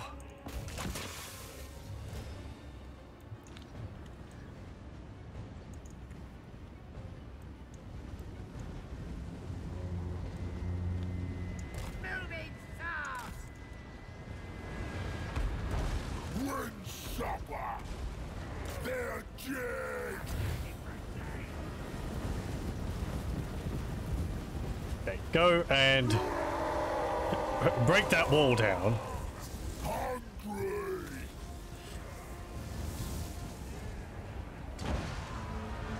Oh, you've got your mortar right there. Well now. Please clump up all of your zombies as much as possible.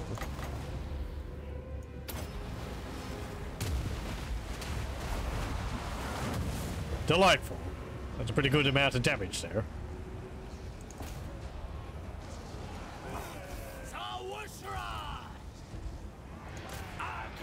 Okay, there we go.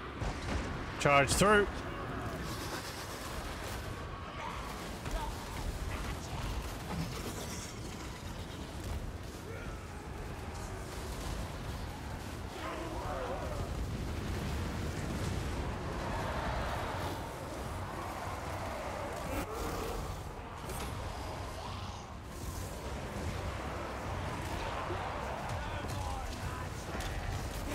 Ow, they're hurting my demonomaniac quite a bit.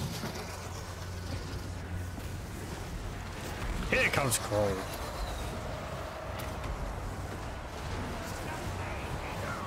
Out of the way. Let me show you how it's done.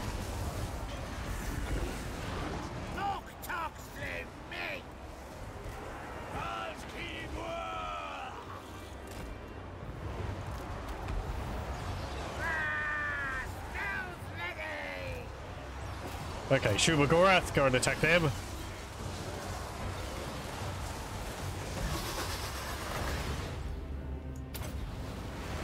Try and bounce it off the walls. Yeah, not quite. So what is Kroll's missile resistance at the moment anyway?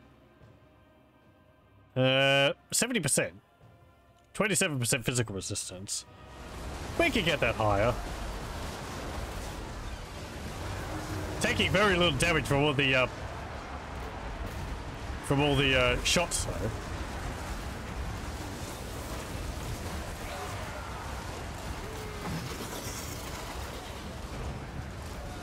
Okay, Yog Sothoth, go over there. Yeah, Shuma, you're fine. Take it all! All right! Chaos Girl! War!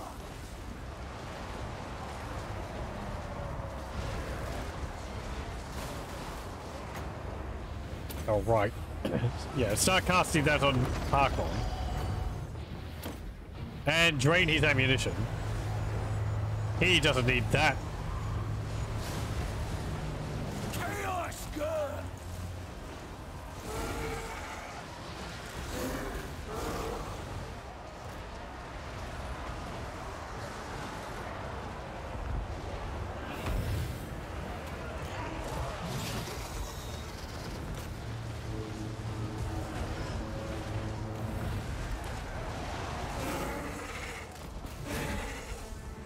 Come on, go after them. That's actually an AoE, that ability. Fail sight! Now Duma!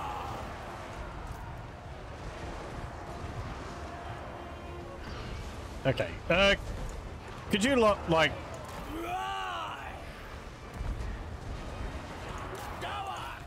No! Yog Sothoth!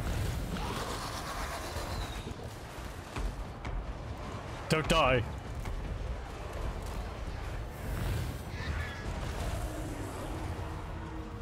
Right, Shaman!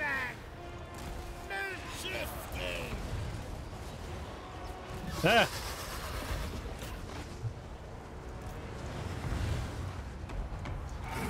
Okay. Chaos! Squibsack!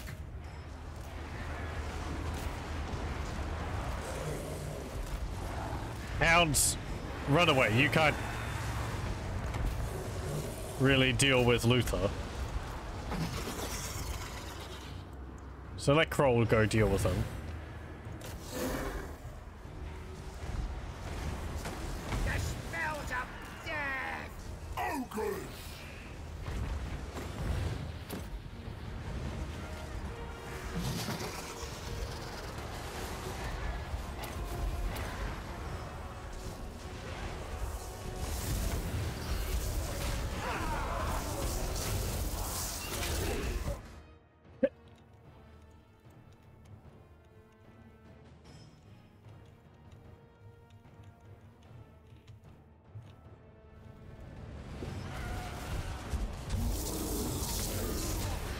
Where is he? There he is.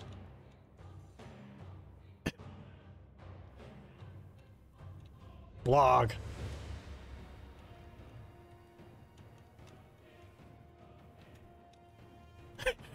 He's got some of those giant spears sticking out of him.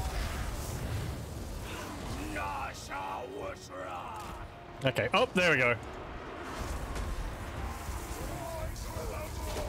Bring us meat!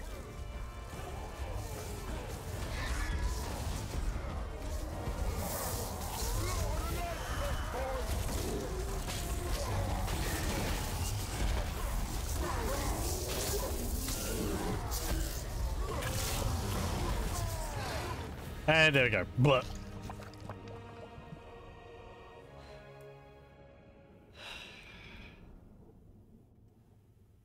That's the second kind of tough battle I've had against Luther. I was doing a Nakai campaign, actually. Of all factions. And one of Nakai's quest battles is defending Itza alongside Gorok and another Saurus Lord against Luther Harkon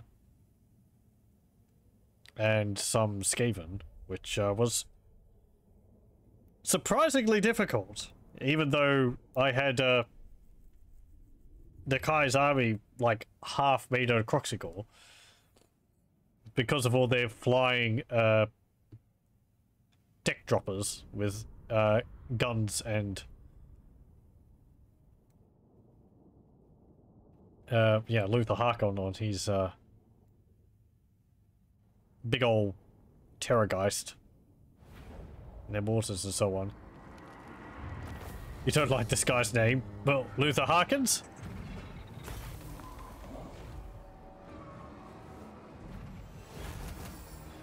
Particular reason?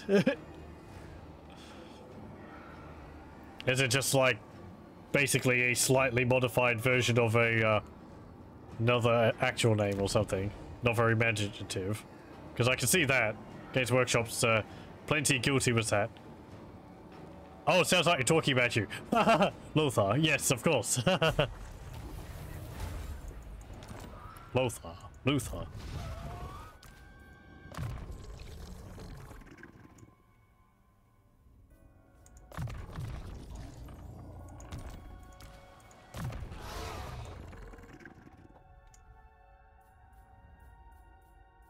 And we'll get that, and...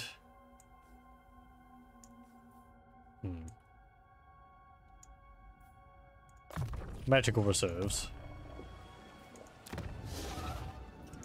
Okay, you can build that up. You can remove that. I refuse.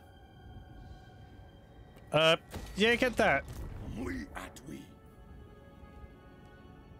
Actually, do you need more Fim warriors? You've actually got a fair few of them in your army. You've actually got kind of a balanced army. I would like some larger monsters in your army, though. Actually, you know what? Let's get rid of that. We'll get this, Steep Marshes, so we can get some Nookalavis. Because I haven't seen those yet. I'd like to get that in Huolotl. Yeah, okay. So if I... Because I want to build that there so we can get the level 4.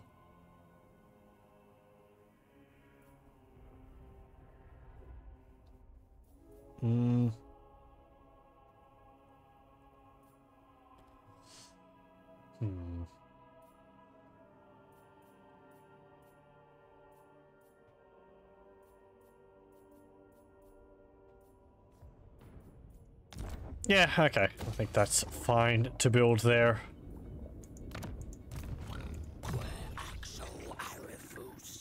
Okay. Route Marcher on you.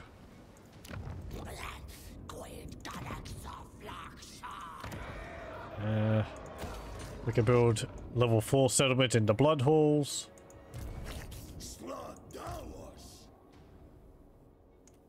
Then Zladwapek, we need that and that.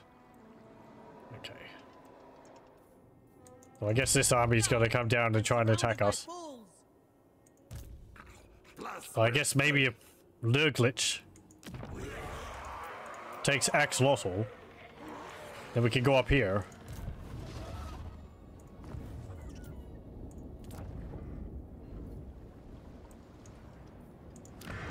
Can we build anything anywhere else? No. Okay. End turn.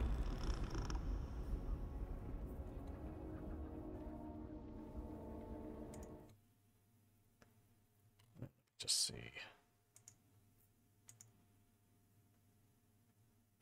Okay. Oh! Time for stabby stab. Die you will. Yes, yes. Okay then. Well. Clan Pestilence declares war on us. Fantastic.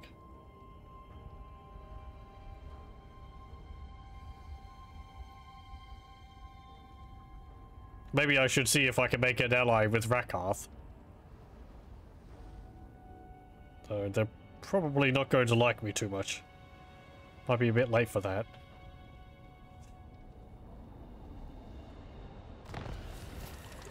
Oh, come on. Don't infect my settlements. Speak. Hey, Rakarth. I will continue. No? Okay.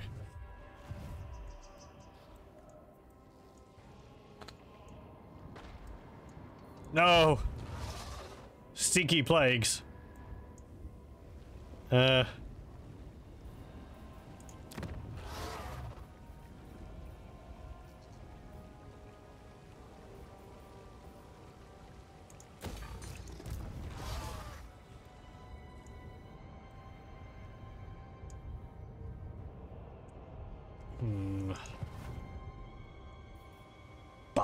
Vampire coast corruption everywhere. No more karate. You've actually got some 1,000 more units in your army.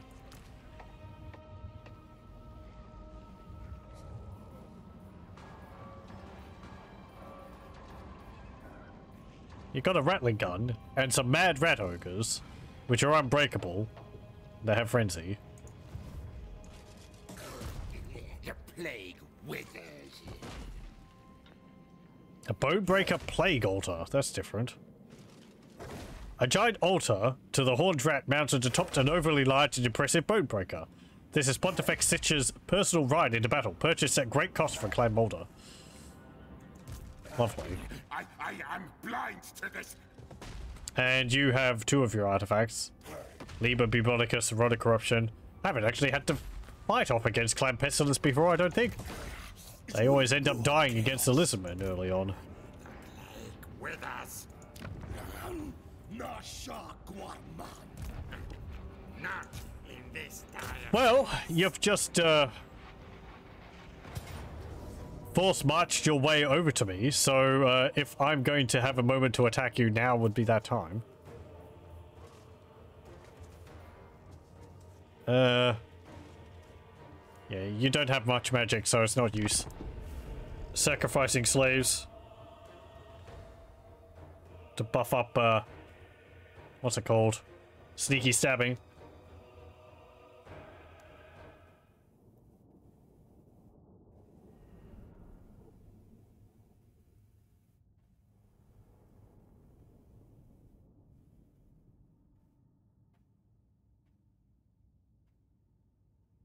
I need some more Borg Octopus in this army. We've only got one. You need greater representation of Kroll.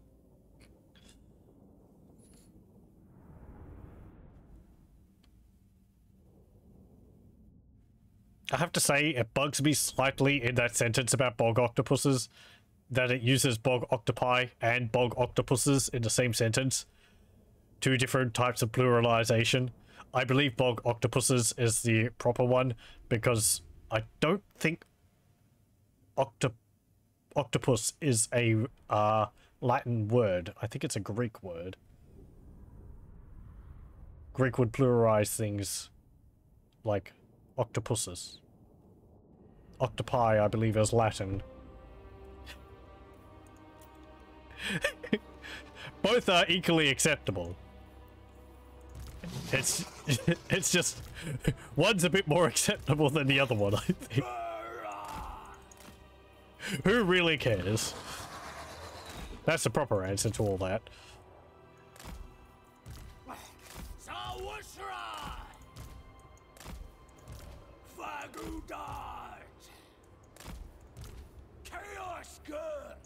Clearly I do, because I'm making a big hoo-ha about it.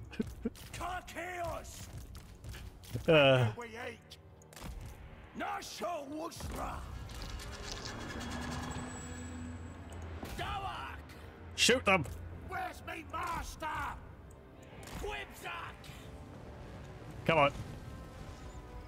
Zap zap! Pew! Very nice. I like the red bolted fires. Looks very cool. Oh no, we Boglar Shaman.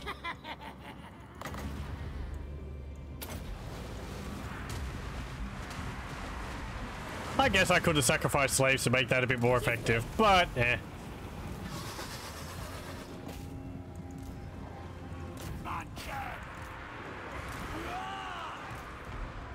Oh, right. Rattling guns. Daka daka daka daka daka daka. Well, how will you fire off when you run out of ammunition?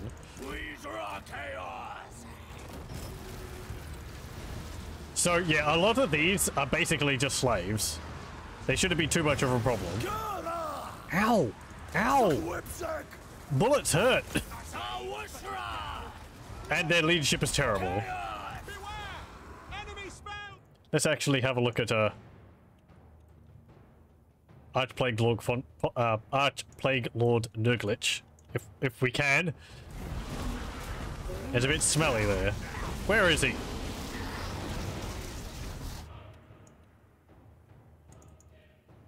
There he is.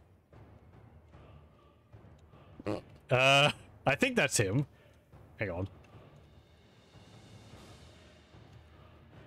Is that him? He's lying on the ground currently. Wait for him to get up.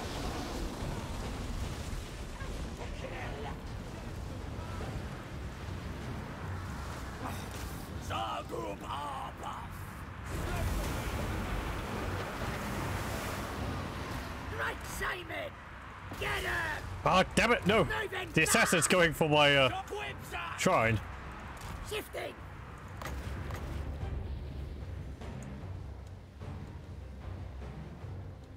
Yeah, right there. Sploosh. Yo! Mate! Chaos! Darm! Ulgug Warman! Schwa!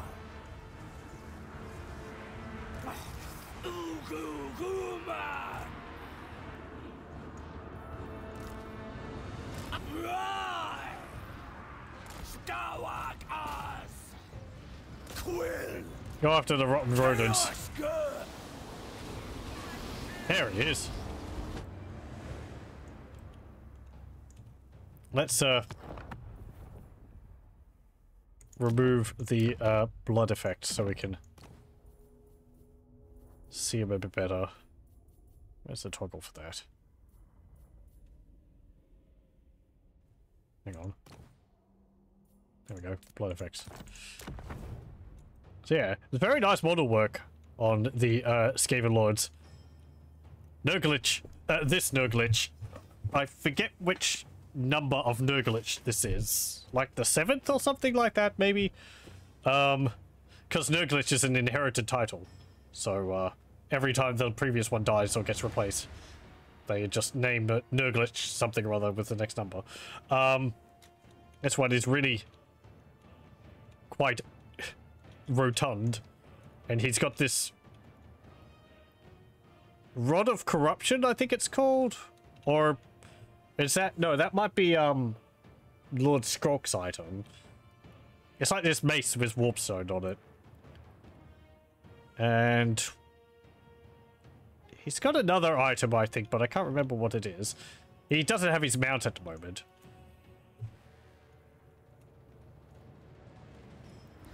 Chaos good! Yeah, he does, can cause damage around him. And of course he's a spellcaster. Causes terror.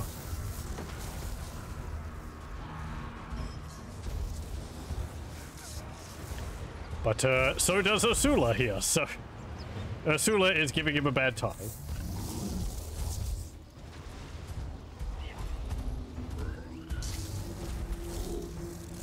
Oh, there's an assassin. Chaos! Zoosh! Get him! Get back here, you!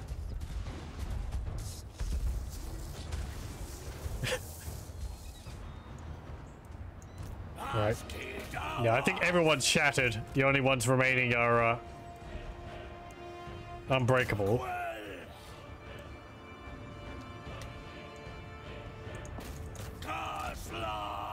Yep, there he goes. Yeah, these mad rat ogres. Talks through me! Which, they're rat ogres, but again, bloated with plague. I believe a lot of these units for Clan Pestilence were taken from a,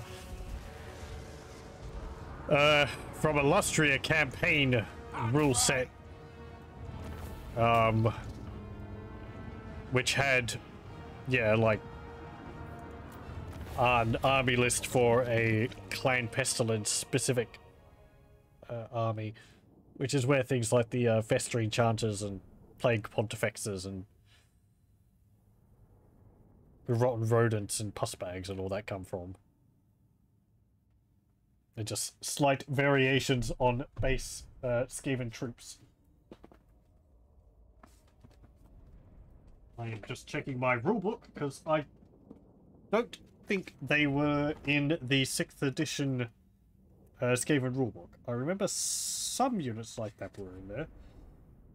Yeah, so there are some of these units listed in the 6th edition rulebook. Festering Chanters and Plague Lords primarily. But other than that, clan rats were just called clan rats, clan slaves.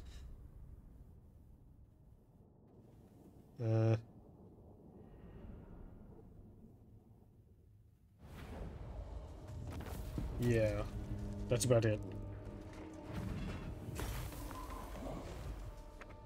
The 6th edition rulebook is where some of the other units for the Great Clans came from the previous DLC. I think there was some of the ones for Clan Eshin were added from that, like the spellcasters and so on.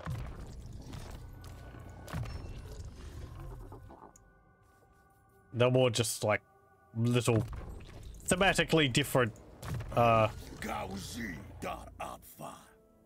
variations on the base units for your army.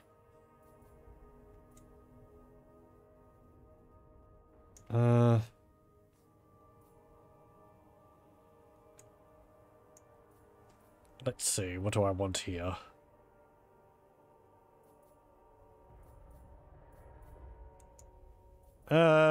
Fueled by war. Let's make your army cheaper.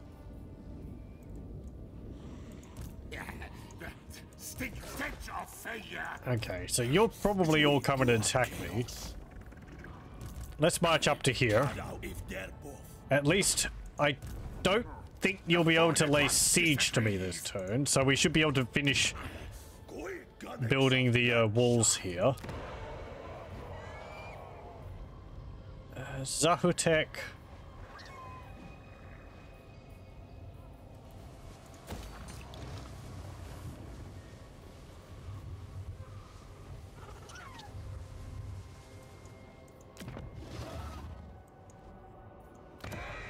Do we have anything else? Oh yes, I wanted to get Nukalabis there.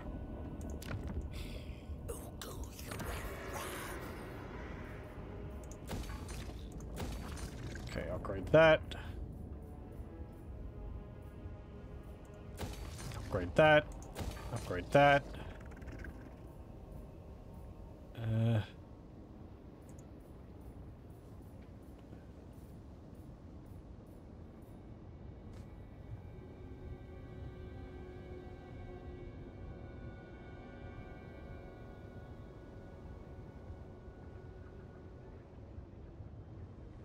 I guess I could build that for some extra income. But that starts tapping into my slaves.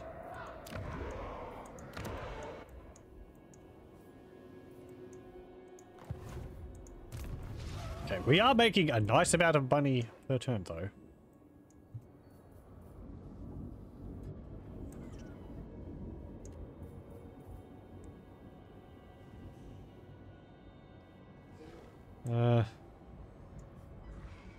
What's the winds of magic around here?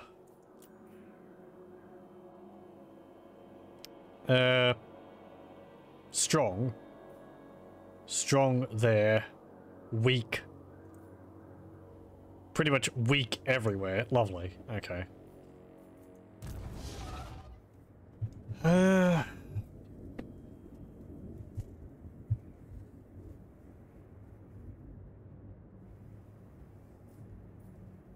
How's corruption going? -4 per turn. +1. Other corruption adjacent provinces. Right. Yeah, okay. It's just because of the other Vampire Coast areas causing problems. Right, go over here. Start raiding. Yeah, go over the border. And raid there. We'll get rid of this, we'll get rid of that. And then we'll try to come around and help deal with them.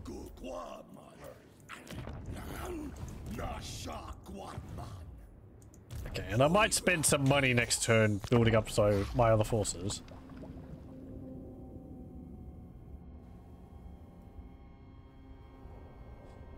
Oh, there's only 100 factions left in the world.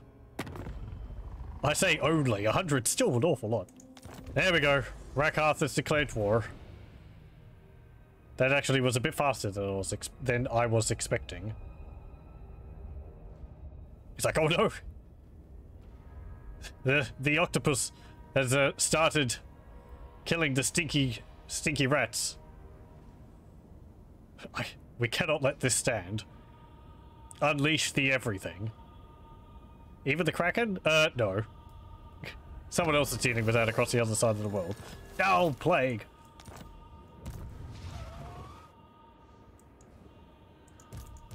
Rank idiocy.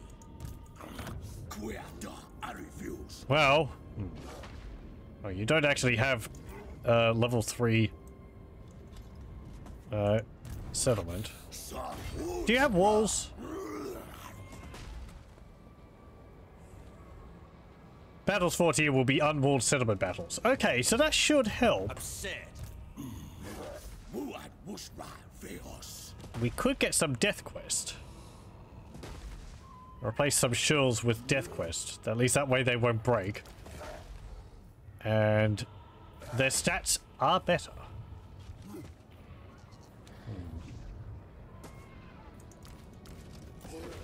Yeah. Get the 2 units of death quest. You're going to make a stand. Is there anything else I can do? Unnatural fog. Slow them down. It's not really going to help because they start in my province, but... Okay, oh, the Skaven Plague's only giving us -9 leadership. Okay, march over here. Or squirm your way over this way. We'll just roll past there and try and deal with them from behind. I am blind to the... Some of them might try to come back and attack me.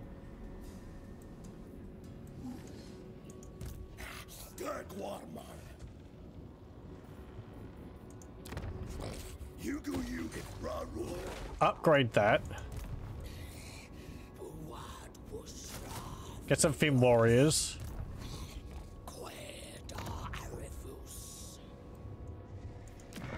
Yep, you're coming to attack Zahutek. Okay. That's fine.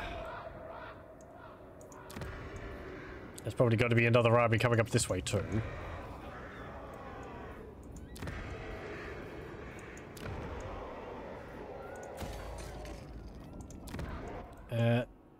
There. Okay. Yes. Building upgrade available. So let's see. Your army has got a lot of these. Bloodcrack Medusa. Feral Ice Bears. Not actually too much infantry. You're on your Dragon Brachus. You've got more infantry.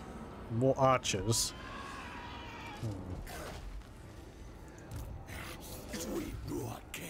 You do have lightning strike. I could try and wipe one of them out. Fool. You waste my time. My visions predict failure.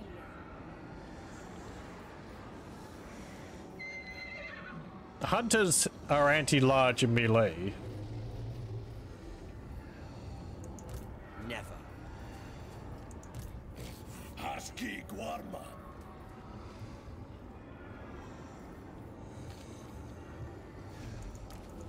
Can I give you any other items? Gambler's armor. Glittering scales? -5 melee attack?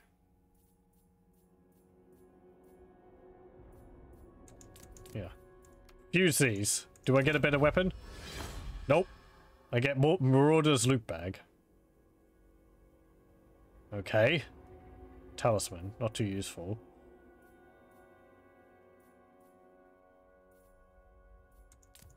Use those. Hellfire sword. You know, that actually is kind of useful. That gives magical attacks and also provides flaming attacks. You have magical anyway, but flaming attacks would be nice. Just, I guess, a little bit extra. Oh, well. Flaming Axe of Cormac. What's this? These are days of great power. The tribes of the north, the beasts of the forest, and a great prince of Cardath will baptize this world in blood. Melee defense +8. Passive ability, Flaming Axe of Cormac. Imbuers flaming attacks. Melee attack +8. Base weapon damage +22%. Infinite duration. Affects allies in range max 1. Enabled if leadership is higher than 50% of base. Okay.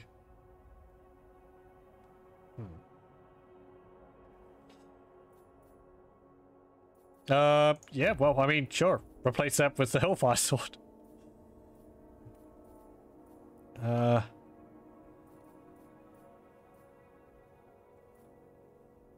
What's your missile resistance? 35%.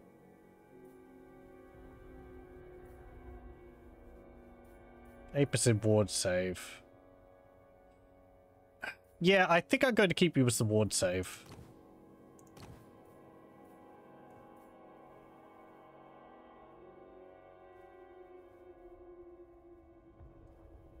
Yeah. Yep. Okay. So. An insult.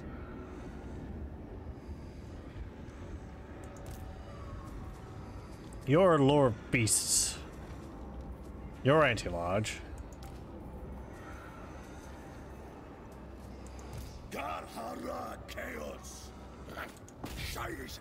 Yeah, I'm going to get rid of you.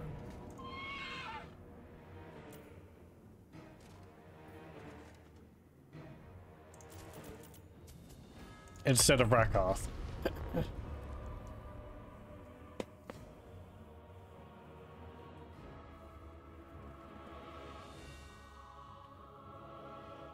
And then I'll try and retreat back to my settlement. I think if we win this, Rakarth should retreat because they're in our area of control around our army.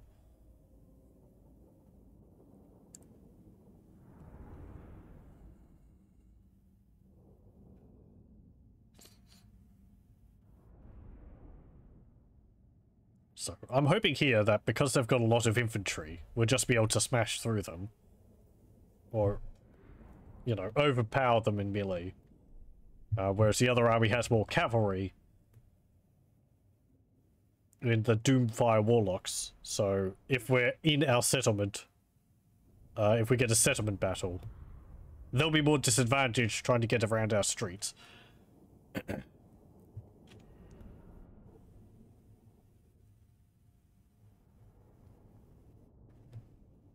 I don't like Doomfire Warlocks. They're surprisingly tough.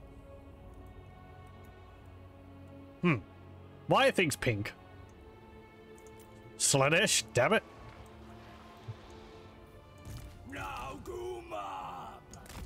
Okay, so Fim Death Quest. Kind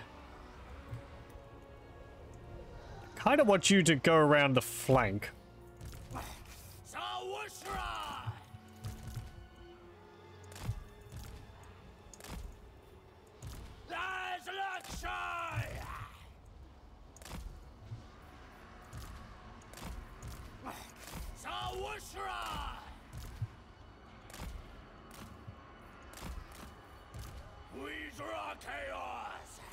Okay, you can go there. You can go there. Ursula and.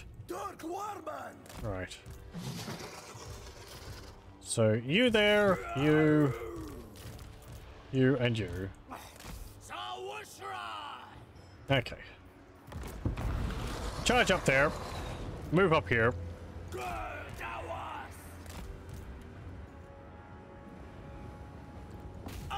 And yeah, shoot those hunters. Right, Simon!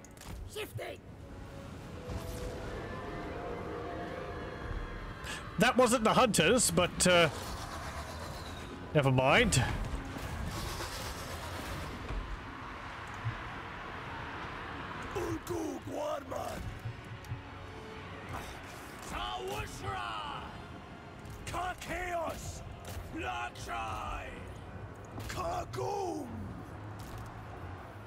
my orders! Ow! Ow! Moving fast! He put a little... boggy. Good! Carcasic! Pesky! Shoot that blood frack. Pesky Daos! Here come the spells! Okay, get rid of your ammunition.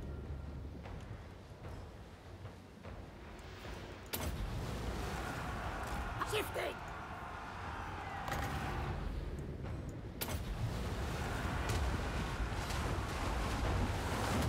Nasho Wushra! Der Chaos! Excellent. Come over here. Chaos Girth!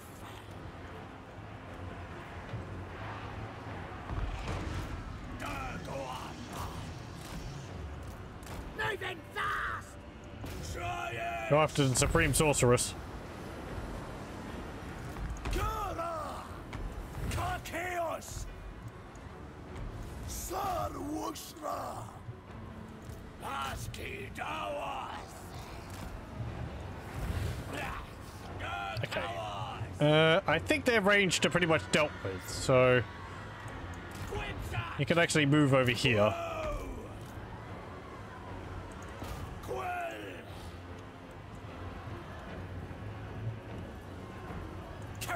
Oh, those Fianna Fimir taking a bit of a beating.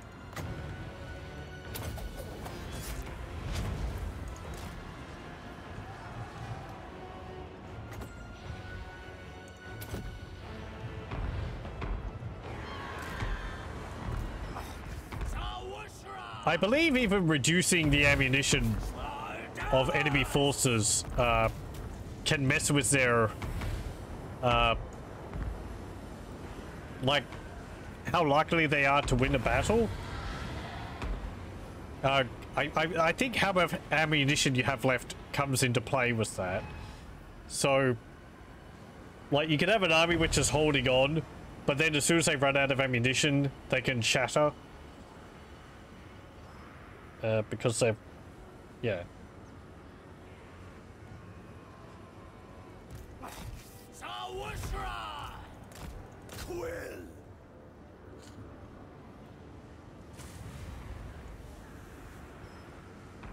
Okay. There we go. Close victory. We lost some of our swamp demons. But not too bad overall.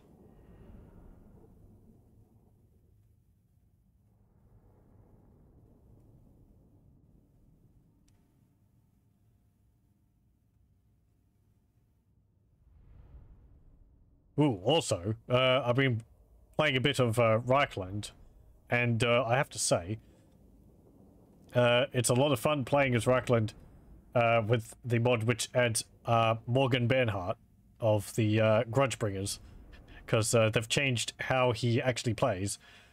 Previously, the Grudgebringers were their own faction, and they were kind of like mercenaries who wandered around the map, but now I believe they pop up for any of the Order factions. Kind of like Gotrek and Felix, I think, but maybe just for Empire factions.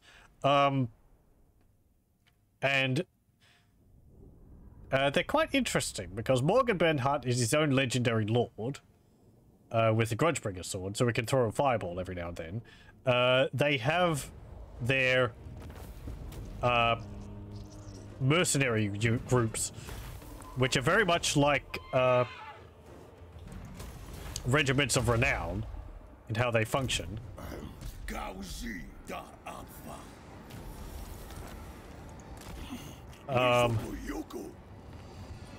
But I'll just force march you in there. What was I going with it? But their regiments of renown, the like mercenary units they can get are very, very tough. I think like the Grudgebringer Cavalry has like 73 melee defense. So they're really able to hold their own in melee. Let me actually have a look. I think they're available to the dwarves as well. Yeah, there we go. Morgan Bernhardt. Let's go to the Empire though. But he also has an ability on him, which means he gets no diplomatic penalties when walking through enemy territory or walking through other factions' territory, which is really nice because you could just send him all over the place, the Empire, even without having military access, to help defend the Empire, which is really useful. So yeah, he's got fairly good stats. Where are Grudgebringer? There we go, Grudgebringer Cavalry. 58 melee defense. So they must have had a buff, but 1000 upkeep. 80. 36. 36. You have banners which you can put on them. That might have been what was buffing them. And then you got the Grudgebringer infantry. 90 armor with silver shields. But yeah, you got a lot of options here. Asgog's Bloodfist Dwarf Warriors. Elrod's Wolf Elf Glade Guard. Boris von Rockholm's 4th known Halberdiers. Dieter Schaefer's Caribou Greatswords. And he actually has another ability on him, which means that it's cheaper for him to have Regiments of Renown. But the upkeep cost for basic troops, like Empire Swordsman, goes up. Because he's a mercenary captain, not a military captain. So, which, yeah, that makes sense. Oh, right, you're probably going to take that, so I won't bother upgrading that.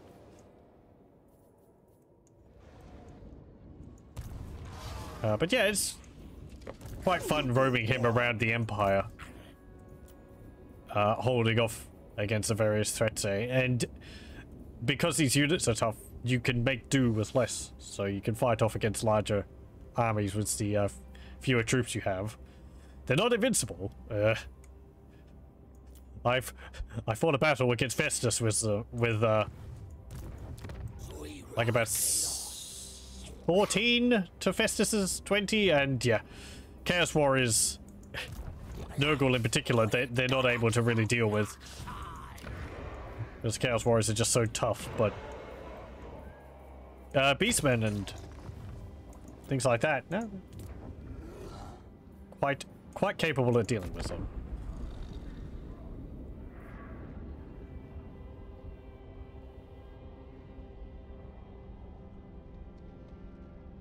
And I like this way of implementing them, because previously, as I said, they were their own faction, and I don't think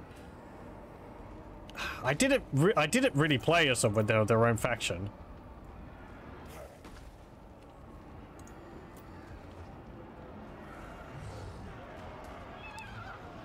Because I think playing as your own faction without a settlement, roaming around like that,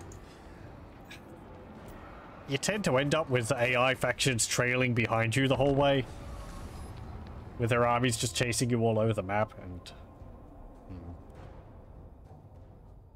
I don't know how much of a problem that is still. I'd imagine it's still there, but maybe not as much.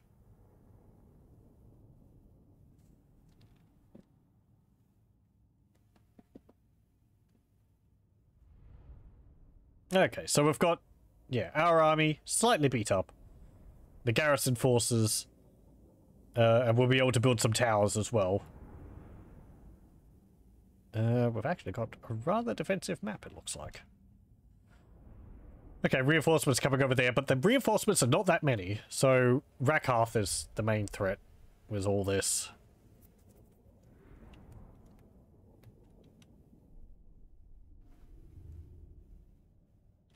And yeah, we sacrificed 250 slaves to bump up our spell mastery by 100%. Nice.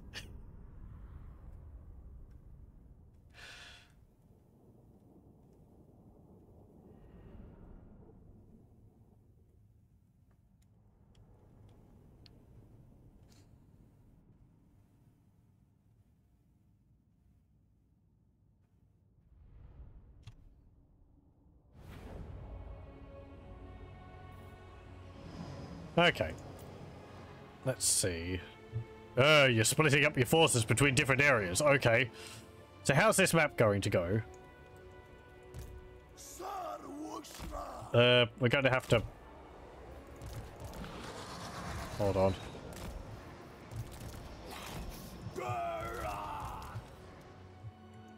No, you're warriors, so put you over here. Oh, actually, we've got more warriors. Okay, that's fine. Death quest.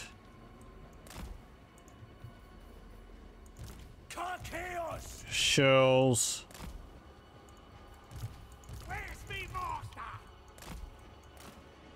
Boglars. Girl Scouts.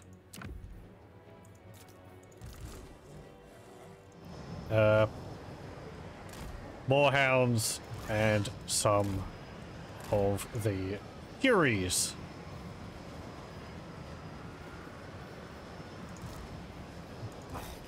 And then, yeah, okay. So we've got the Shrine. What does the Shrine buff up, actually? Missile resistance for deaths. Favor of Balor. And Corsair. Okay.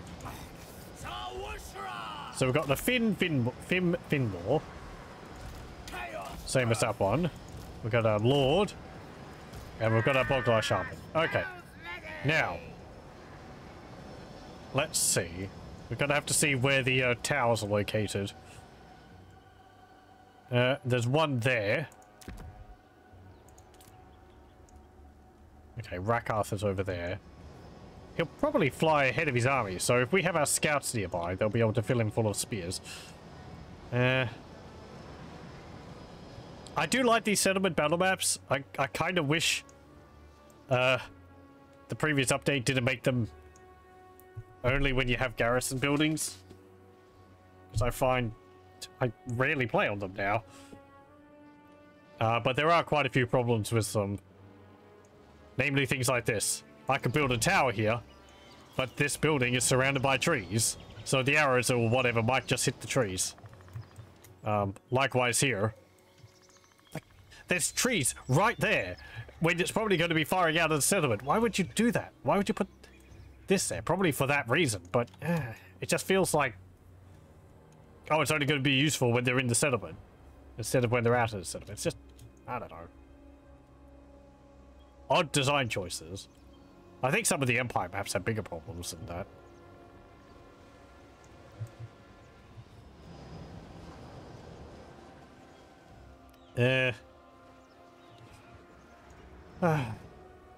Let me see.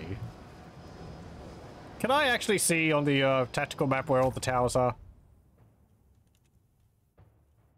No. I think I can highlight flags to see. Where are the flags? There's one.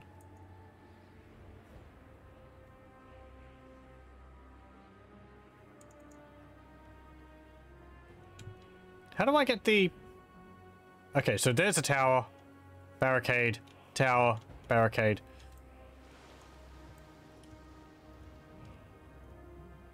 Tower, tower. Oh, barricades, actually. Do you have any towers over here? No, it doesn't look like it. Just barricades. What do my monuments provide? Base weapon damage and leadership. Okay. So these towers are going to be linked to this flag. Ah, there we go. Yeah, that's actually in a bit of a better location there.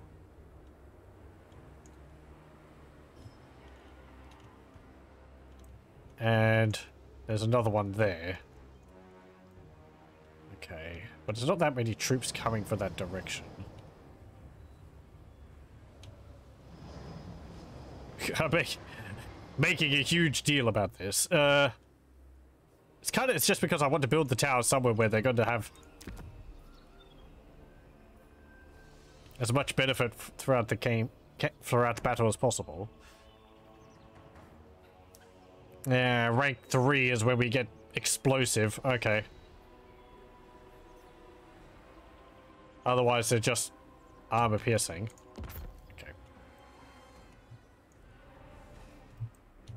Okay. Put you there. And we'll build one over there. Because there's a lot of troops coming in this way, as well as the extra reinforcements.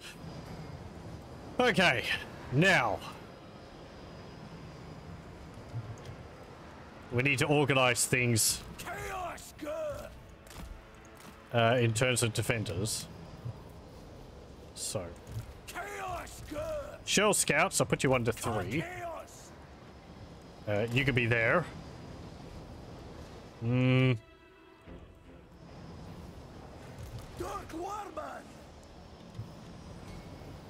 I'm gonna put the When do we Boglars here. Actually, there's a lot of dudes coming in that way, so we'll put Sawushra. Boglars here, Fim Warriors there.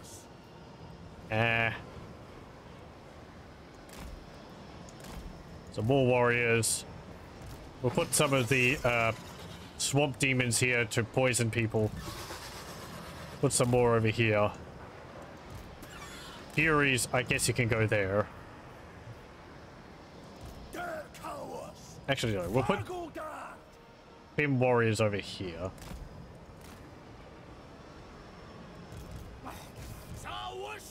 More hounds, I guess, can go there. The shrine can go over here. It can shoot down that way. You can go there. Sula, you can just sit in the middle there as we need you. Okay, and Boglars. I don't know. You can just sit there.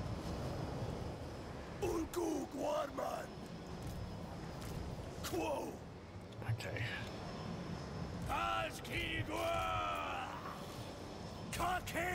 I'll put General over there. Lord over there. Spellcaster here. You there. Okay, that's fine. That's about as much messing around as I want to do. I will bathe in their blood. Oh, really? Thank you for letting everyone know.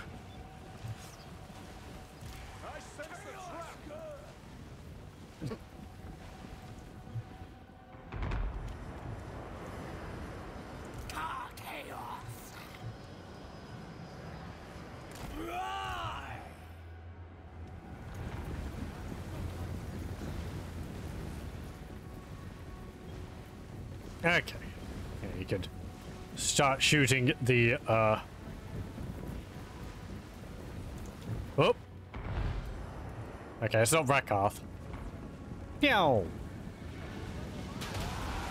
Kaboom!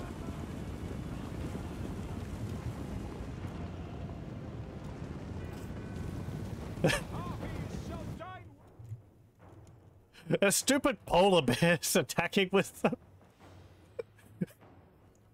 We're in the jungle, but we found these polar bears. Where? I don't know, they were in a cave. We imported them. I guess it's the best answer. They're the rare jungle polar bears.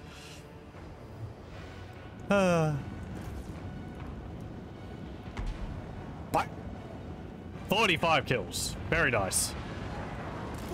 Okay, pull back. Ow. Okay, I want you to come down here. Ow. Ow. Ow.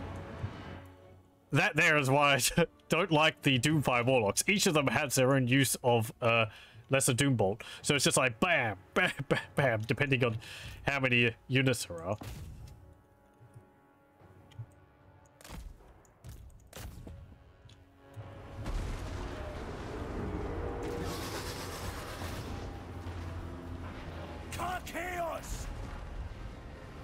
Okay, he is actually anti-large, so I don't want to engage him as my lord.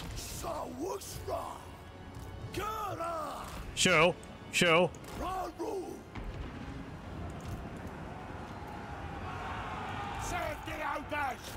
Boglars! Akash!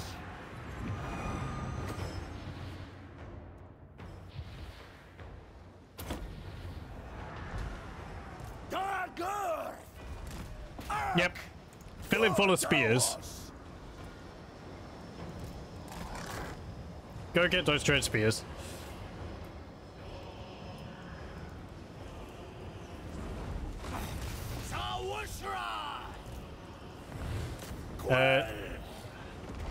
Okay, so down. Yes, very good, very good. Ooh, Brackus actually looks really cool. I haven't seen that before, really. I like the red, tinted red horns with the little caps on them. And also the little red on the wings. I feel like that's based off of an older model. Because that was a frequent thing Games Workshop did with their older paint schemes. And he's full of spears, and he's gonna die. Well, there we go. Excellent. Let's see.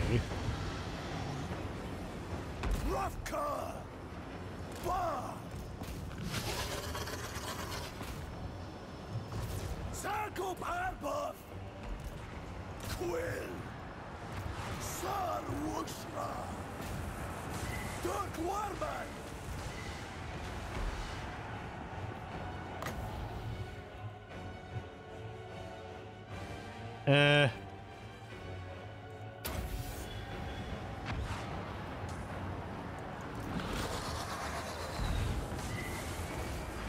Dark Cowards!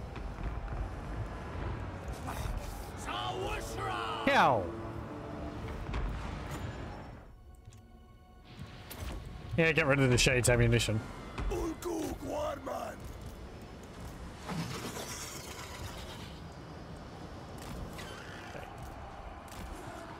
Come around here.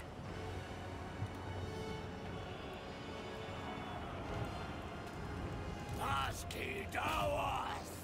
Get rid of that sorceress. If you can hit her.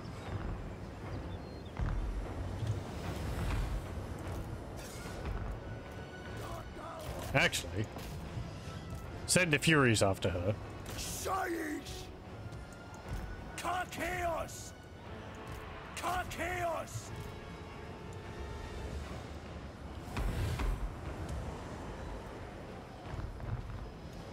Okay, so we've got some more coming in there. I forget to upgrade the towers. That's fine. Freeze rock chaos!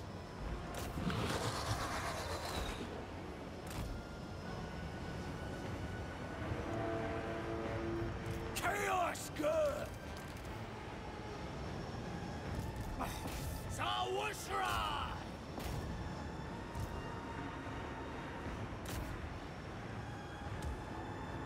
Okay, actually come around this way.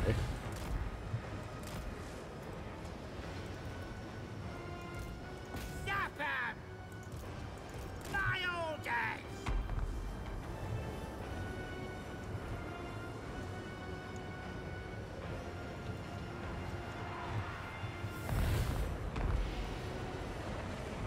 No! Hey, Furies.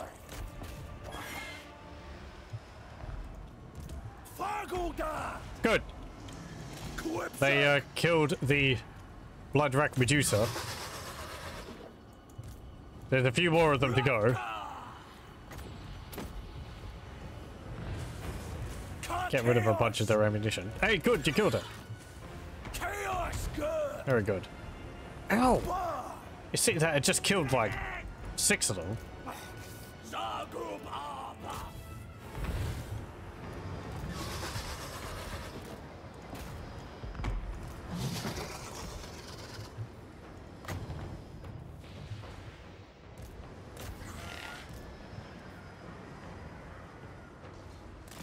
This'll fix him! Moving fast! Okay, run down this way. Shifting! Cast that on them. Gonna be fun! Moving fast!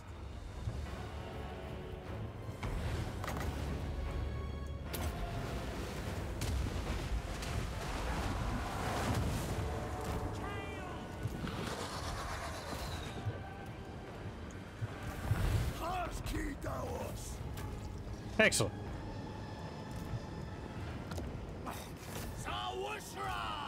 Not finished yet. Try and kill off as many of those as possible. I want these blood rack Medusa gone. Let's see. Bleak swords, doomfires, shades. There's one. Go hunt that down. Oh, I'll get rid of those hunters as well.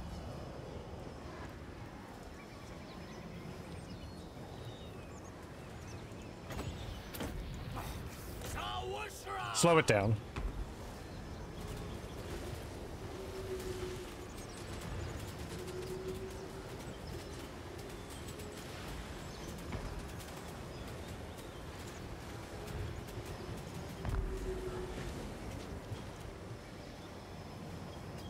Come on. Nearly dealt with. Can you finish him off, please? Ah. Chaos good!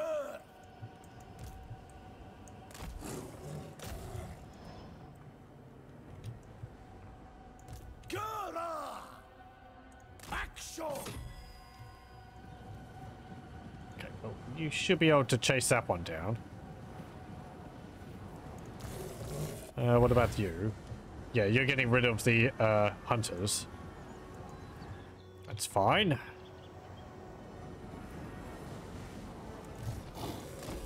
Come on.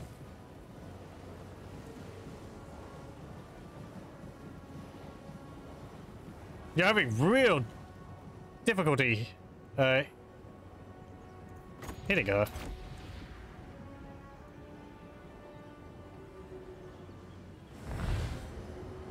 I guess her tails is getting in the way or something.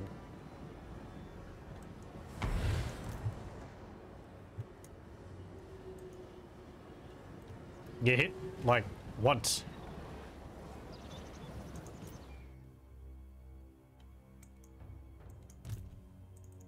Well, finish that one off at least. I said finish that one off at least. Or not. Okay, never mind.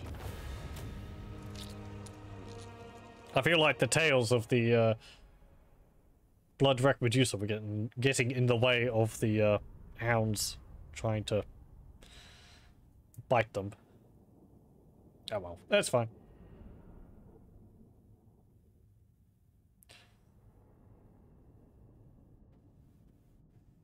Good.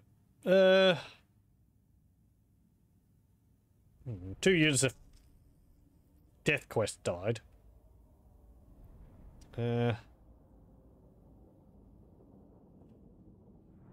Well, we didn't lose any of the tougher units.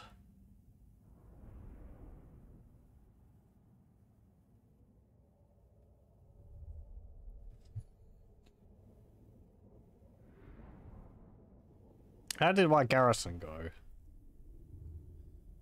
Oh, they actually only lost 130. Okay, that's fine.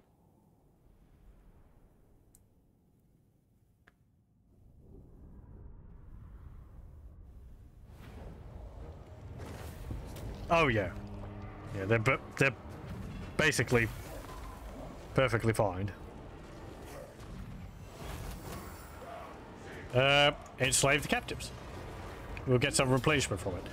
Ah, Skaven. Hello. You're not even going to wait a turn.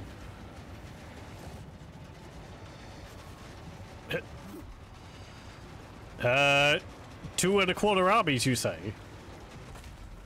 Hmm. Well, rotten rodents, pus bags, warp fire throwers, rattling guns. So you got 2 rattling guns, 1 warp fire thrower.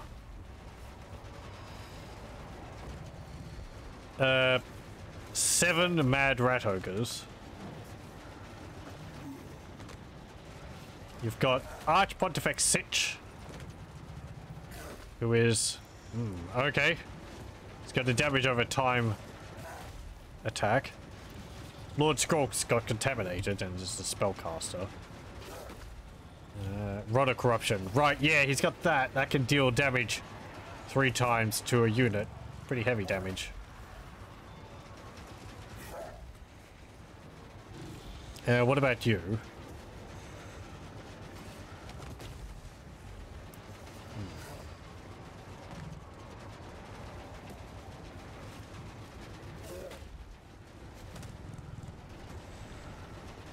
Okay. You provide a charge speed and a charge speed, charge bonus, and leadership buff. Don't. Okay. Right. Well, let's do this again. Skaven flavored this time.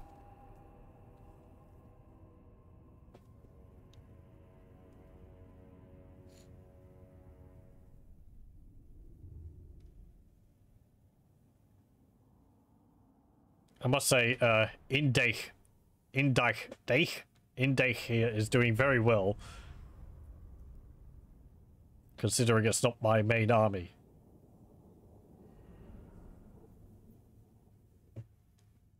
I'll have to give him a name afterwards. Like, let's see.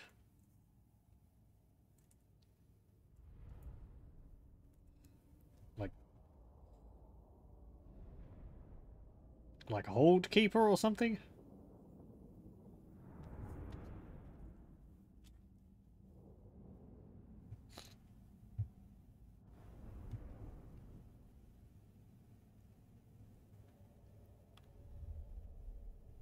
I don't know how useful those towers we built were. I guess they provide a bit of constant damage just to anything nearby. A few arrows every now and then. They would have been more effective if I'd remembered to upgrade them.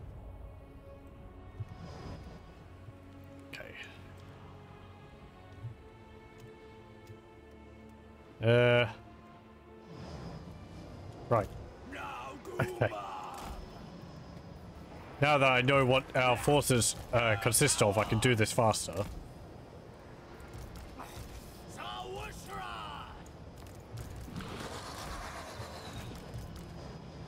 Okay, so you're not up there, Skaven are over there. Oh, this is even easier. The Skaven are attacking from 2 directions.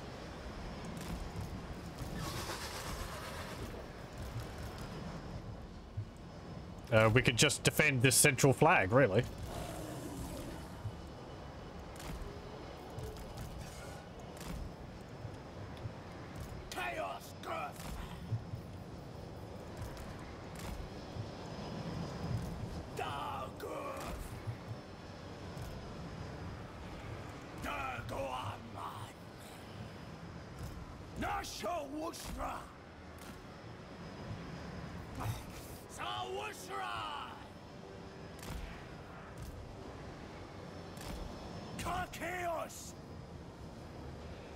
Let's see.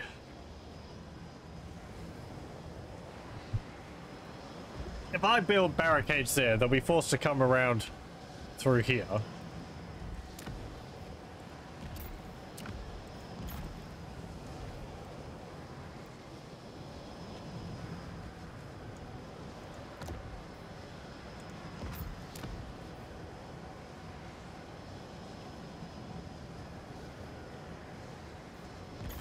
Just like that.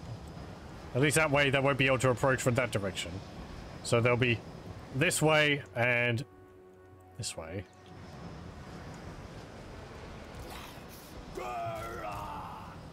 With that, Chaos good. I'll smell ya. actually helps me I ain't no gobbo. position things around here a bit better.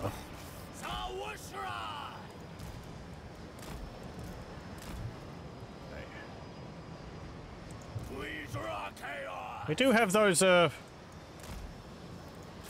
rattling guns and such to worry about.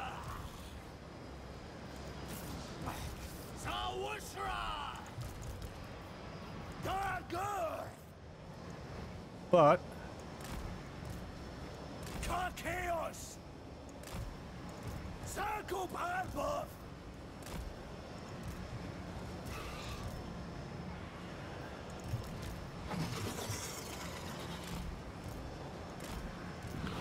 okay, like that. I guess I could put you up on the barricades. Yeah. Now everything's all Zinchian here. I guess it's just because we've got Chaos Undivided Corruption here. So it just... It rotates through the different Chaos Gods' atmospheres.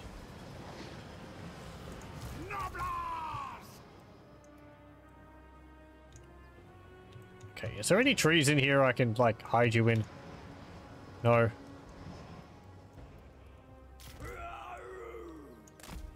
I guess I'll put you there. And you there. Okay. Can, like, run up there. And watch as I forget about you for the entire battle.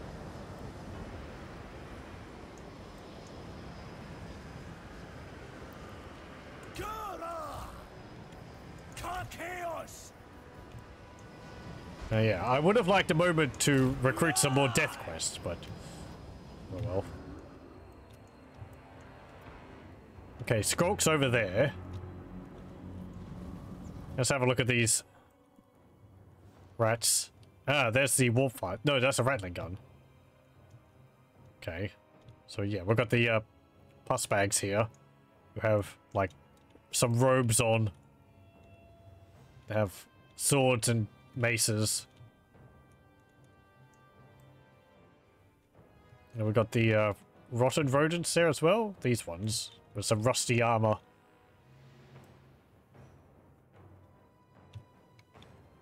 The mad rat ogres, which we've seen.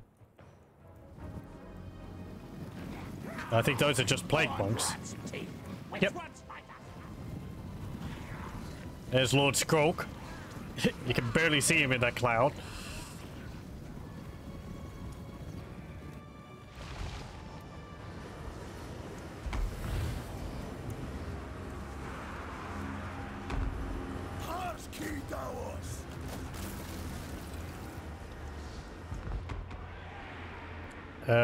Oh, they've got a plague priest on a plague altar there. Yeah, there's a warfire thrower. Oh, what's this? Initiates of Nurglich. Handpicked by Nurglich from the ranks of the rotten rodents. The initiates of Nurglich are those rotten rodents most ready to become plague monks, and they will stop at nothing to prove their worth to the Lord of Decay. What they got? Not dead yet. Desperate to prove themselves, the initiates of Nurglich fight harder as the battle turns against them. If their hit points are less than 50%, they get quite a buff to their stats. At death's door, those who survived the fight have been promised a place in the plague monks, should any do so.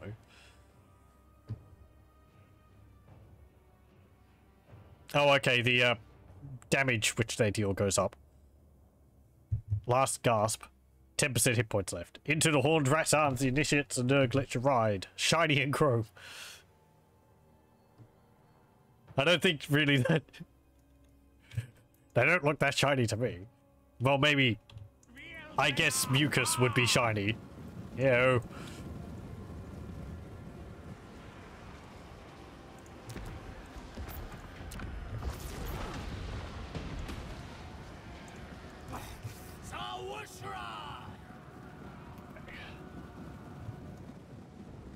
Yeah, shoot the plague monks. Or shoot the warfire thrower there.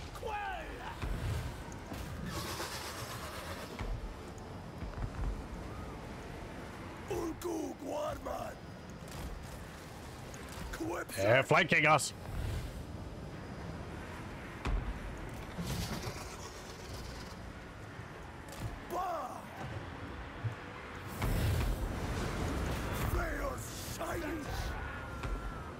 Okay, I actually want you to save your ammunition because there's going to be greater threats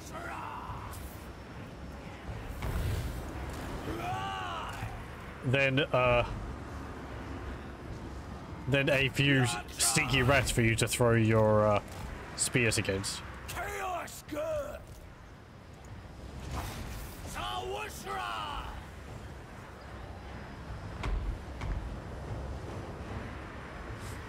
Nasawushra. Nox speaks. Up. Okay, I've got 20 power. Yeah. Moving fast. Pesky doors. Zagub Abba. Quipsack. Okay, good. You got those barricades built. There's Lakshai. Hold on. Chaos. Slow towers. Chaos. Akash.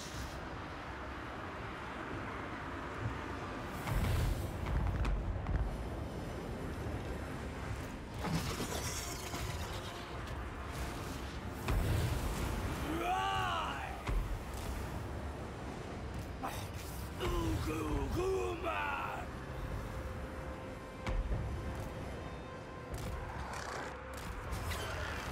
Okay, good. Yep, my shield scouts are dealing with the warfire throwers. Sawushra. Okay, now attack that plague priest on his big altar. That deals damage over time. There's some rattling guns. Go for them. And you can cover over for them as well. Okay, here comes the rest of them. Sawushra. Dead cowards. Here comes the spells.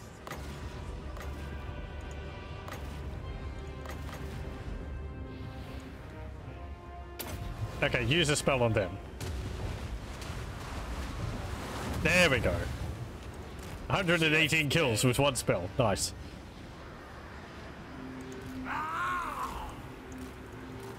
Swarm together. Freeze the chaos. Quaraka. Up.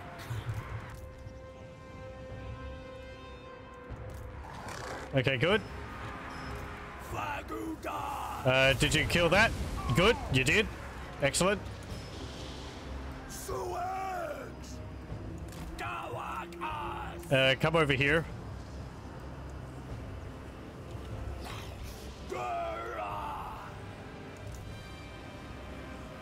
Chaos. Quipsack. Sawushra. Quill. How far are you firing those? Nub. Rafka. There's Lakshai. Okay, charge it from behind. Run for it.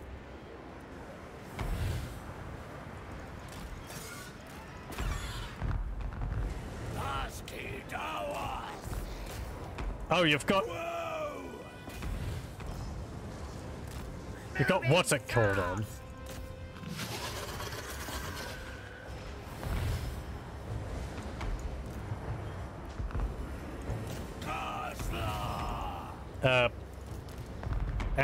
Skirmish mode on. Fagudat. Chaos good. Akashka. Okay. Raka. Get stuck in. Uguguma. Of the best. Pesky good. Okay. Skork's nearly dead. Skork's dead. Fagudat.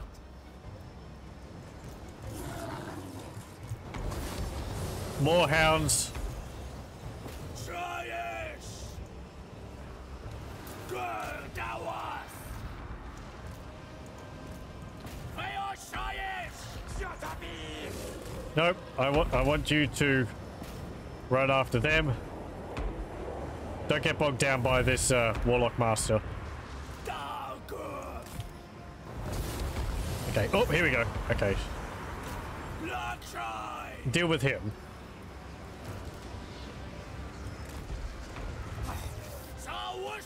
Deal with Six. He is the next big target.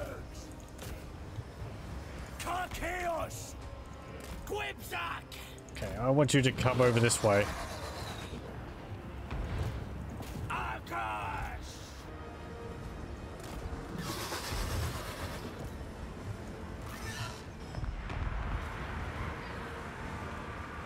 Okay.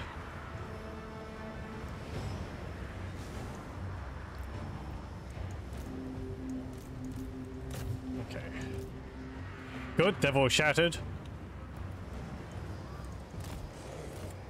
Come over this way.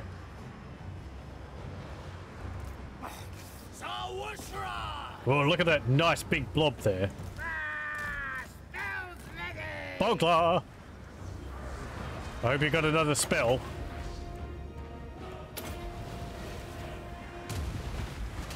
Sploosh!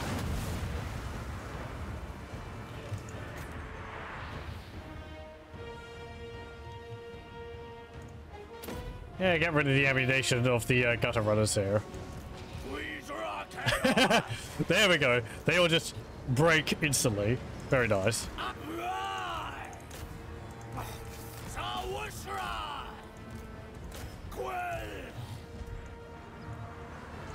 Though he dealt mostly health damage to them rather than, you know, killing them or anything.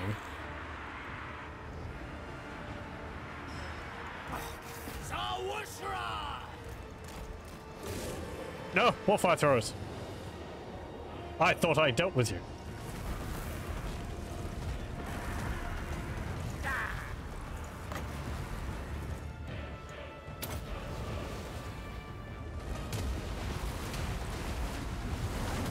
Very good. 466 kills.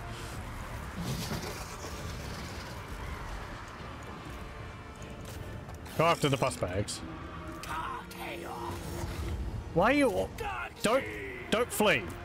Skirmish mode off.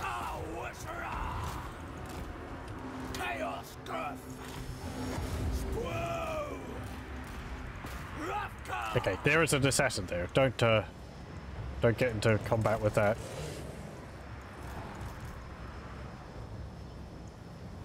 Okay. Is there more coming? Yeah, there's another rattling gun. That's fine, actually. Hey, rattling gun, how's it going? Oh dear, looks like you dropped most of your ammunition. Where'd it go? They had a hole in their pocket.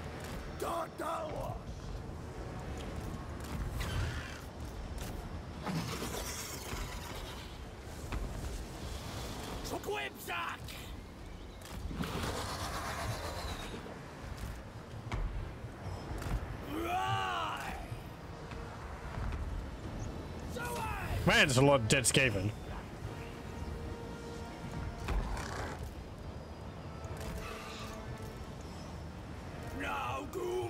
That always applies, though.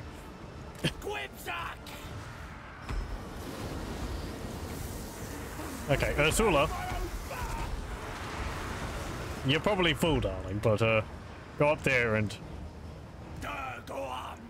do some more tasty Skaven. Okay, run over there. They unbreakable? No.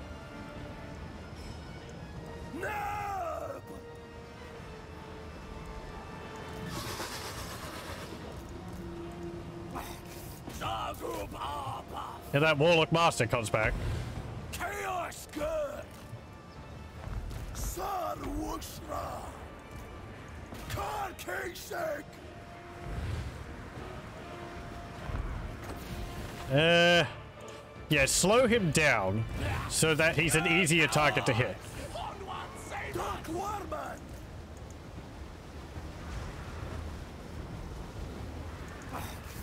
Well, I guess our Lord can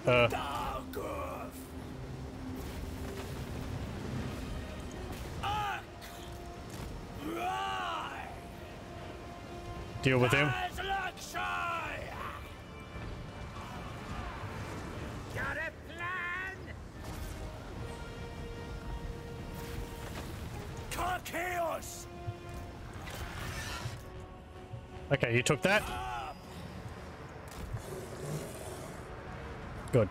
Taking these points will remove their momentum bonuses, which will lower their extra leadership they're getting and all that.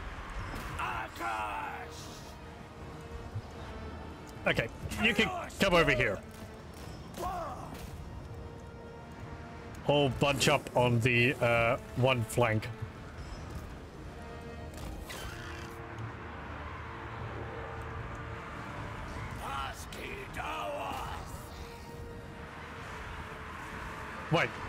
Wait, hold on. What's this? Beasts of Decay?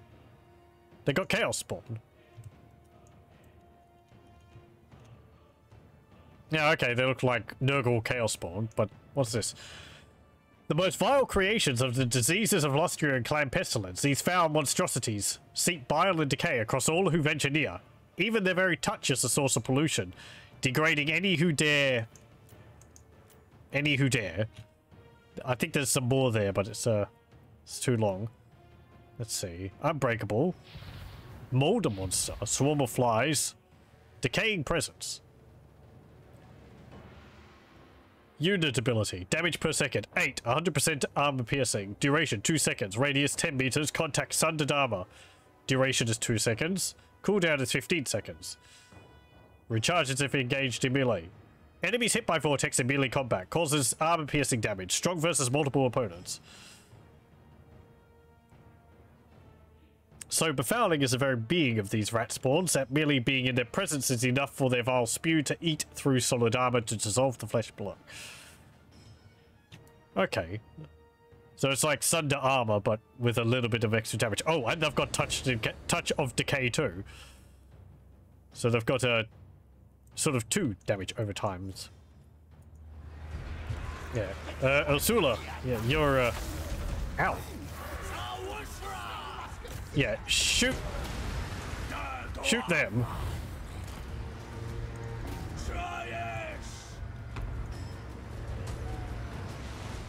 Get rid of those. What did they come from?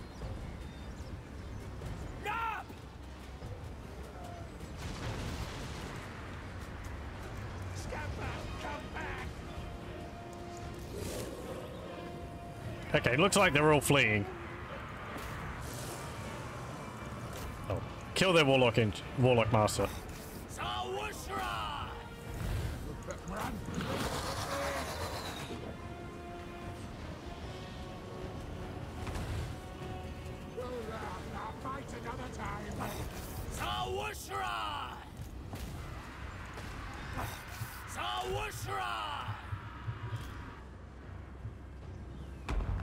Okay, if you could just kill him, that would give them another... Oh, well. Okay, they've all fled. We're just killing off the remaining unbreakable units.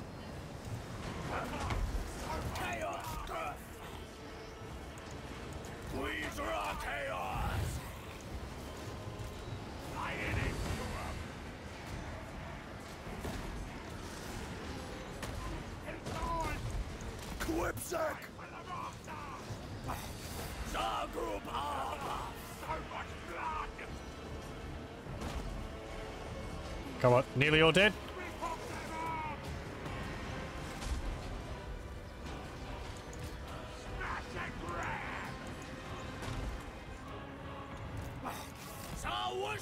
Oh, here comes some more.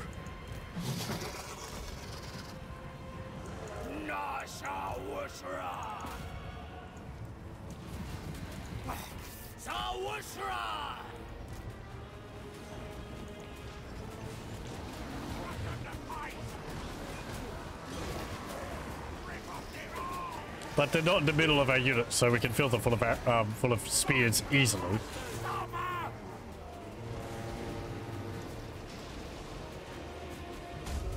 There we go.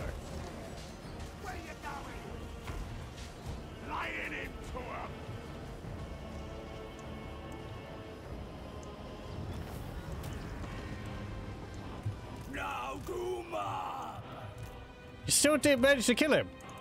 What is this? Come on, chase him down.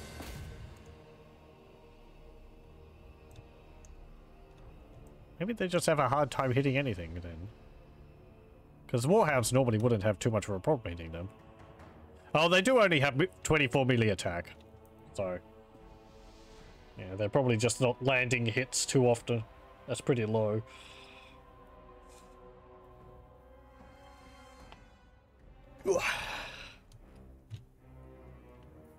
Yeah, he's also got that, I guess.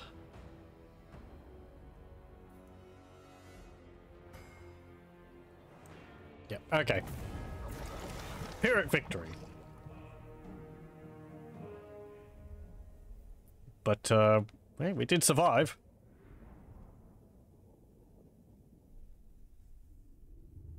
Against how many Skaven? 4,700?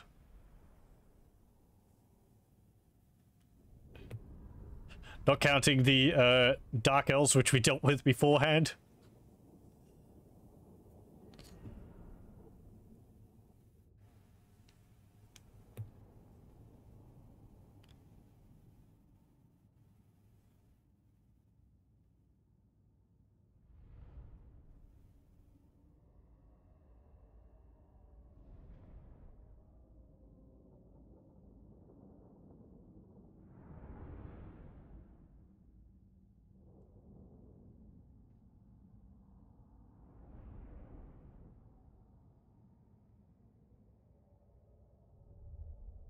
There we go. Kroll should be able to, squirm up behind them and take Itza.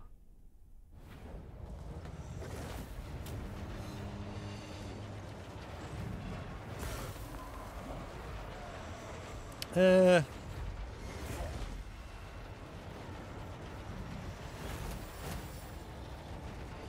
well, enslave the captives. I wish the option to get, like, experience from killing them varied depending on how many there were to kill. Because it's always just like, oh, 100 experience for one turn. Or I can get, like, 4,000 gold. Or a fair amount of casualty replenishment. It's, it just weighs quite a lot behind the other options. Ooh. Beastmaster of None. The Beast Lord is dead. Long live the Beast Lord. Plus 0 leadership for enemy monstrous units. Oh, interesting. Wait, what? What does... I don't understand that. Does that mean it gets rid of leadership bonuses for monstrous units in enemy armies? Leadership -5 for enemy monstrous units. Enemy armies in local province. Bonus versus large. Actually, let me... Hold on. I am curious.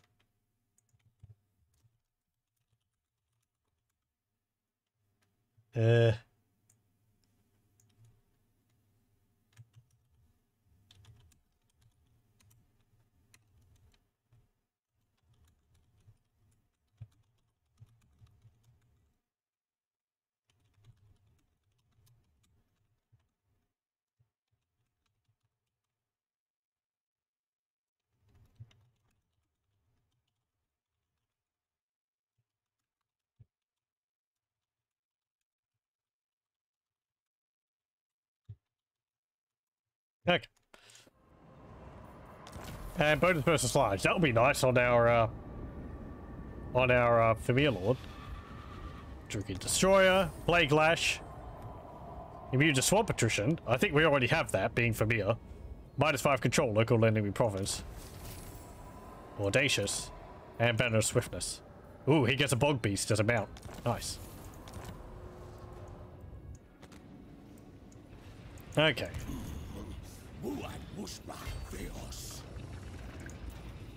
Let's see.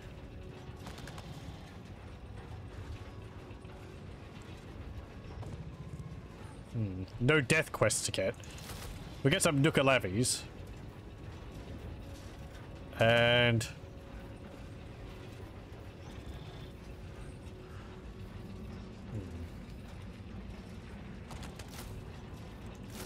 I guess some of that.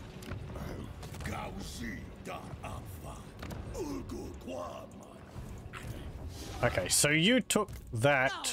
No, I'm surrounded by fools. Are you going to go into Bragon next?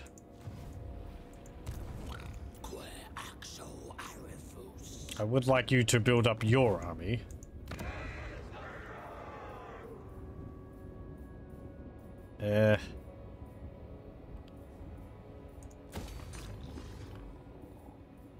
Okay, build these temporarily. You can march into there.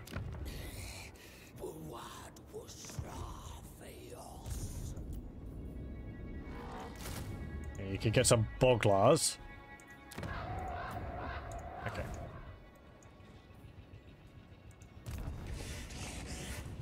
Stop! No! You can get... Deadly Onslaught. And...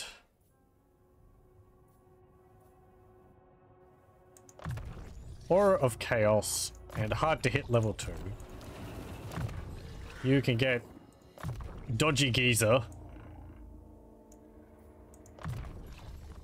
Curse of the Bad Moon. And... Actually, you know what?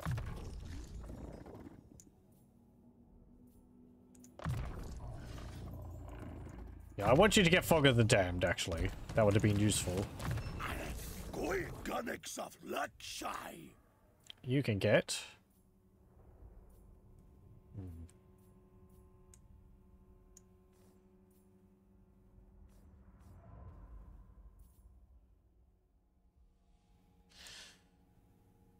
There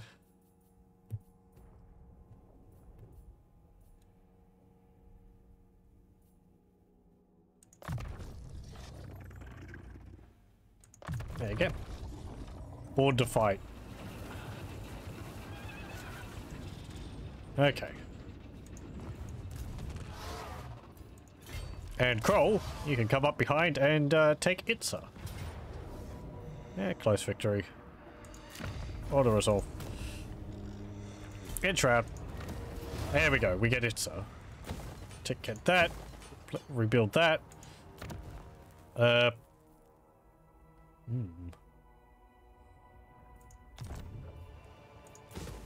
Remove that.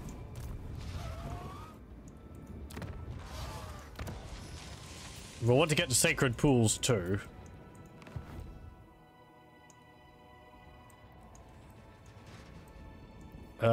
But now we're kind of fighting a war on 3 fronts, which I'm not too much of a fan of.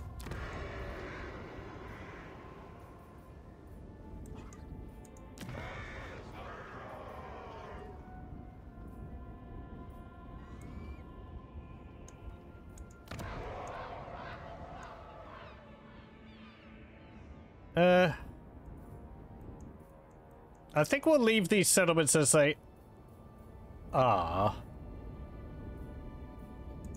Because I kind of want to spend it on recruiting and building up these settlements here. So those ones are generating income. Making them level 4 or 5. I'd like that in my capital. Pahwaks, but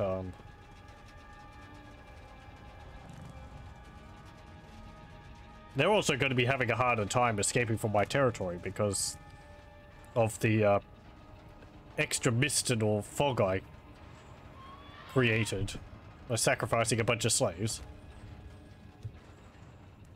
I kind of wish abilities which reduced enemy movement reduced it as soon as they moved into your region or province, not just when they start their turn in a province. Because I feel often it's like, okay, their movement's been reduced, but because they started in your region, no, because they moved into your region, they have full movement anyway. So they force march as far as they can, and the next turn they can attack. I guess it means that they can just they have less room to escape. But then if they attack a settlement, they're going to, like, they're not going to be in your region anymore anyway, so.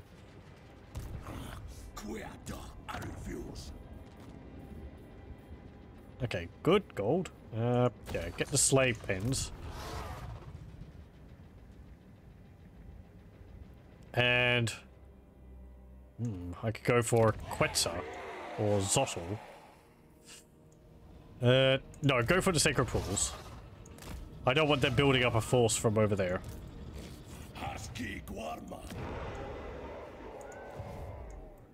Okay.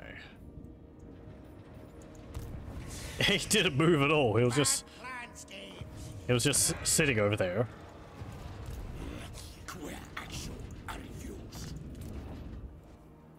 Okay. Upgrade that. Upgrade that.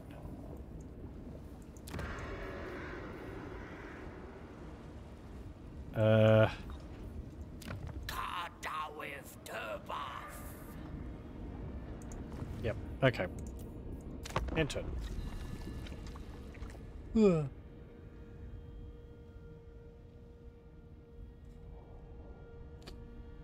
we go for time. Okay, we might go for another half hour. It'll be about 3.5 hours.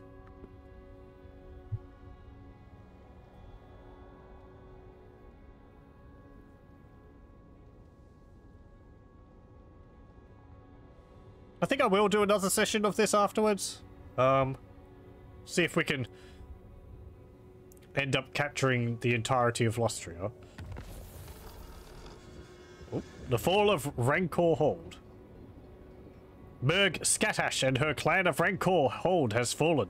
The remnants fragmented have formed death quests, with one band seeking out the mighty Kroll, and are available for recruitment if you so choose. Oh, great. Buildings damaged. Where I was, preparing to recruit all my units. Lovely.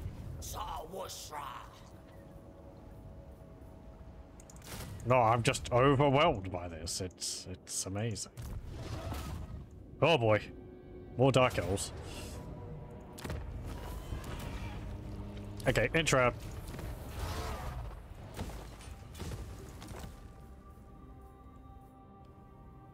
Yeah, like minus 10 campaign movement range here. It's not too useful because it's not that much distance to travel anyway. I know this territory is hard to move through, so it takes a lot more movement, but movement points to travel through, but hello, welcome, Nodal Masher. Yeah, get the purple sign of Zeros. I'll just put it on Imbuer Shells. So what have you got? Waste my time. Ah. Okay. Bleak Swords, Hunters, Dark Shards, Dark Riders, Feral Cold Ones, Scourge Rider Chariot, Pago Worms. The Albino Pago Worm is a hardy creature and dwells in the frigid seas of Nagaroth. Yeah, these are like big sea monsters. I mean, that explains, that describes Charybdis too, but what's this? Helldrake pack, that's new. Smaller than sea dragons, Helldrakes are far more ferocious, combining the ferocity of a wolverine with razor-sharp fangs capable of biting through the thickest steel.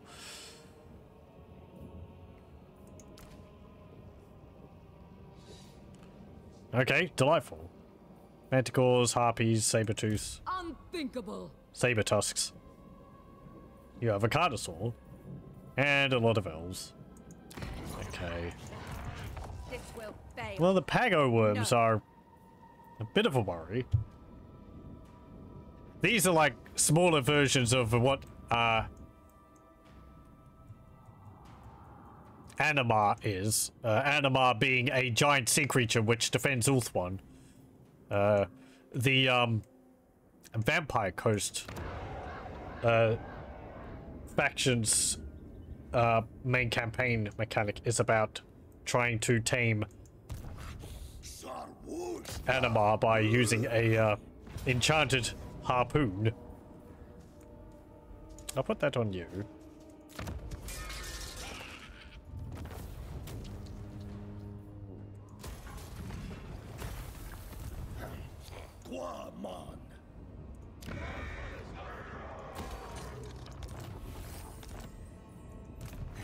Okay, you can move down there.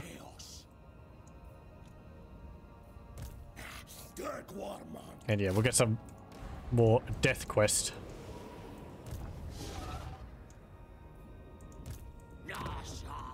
Okay, so you're recruiting. You're still up there.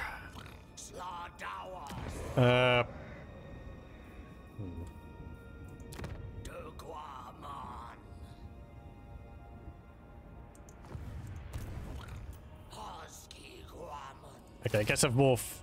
Get some Fim warriors, and I guess Boglar.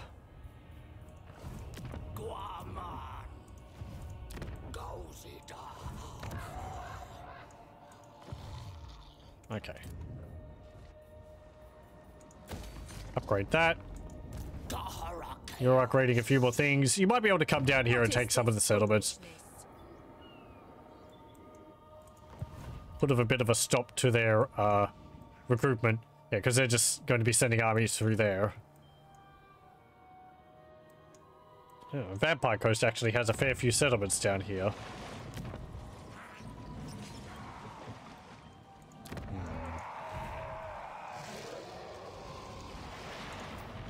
Okay, enter.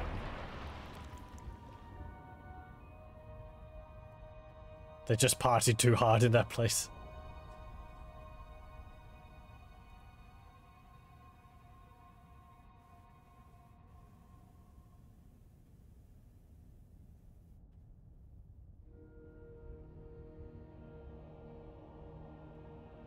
Oh, we're under 90, we're under 100 factions left.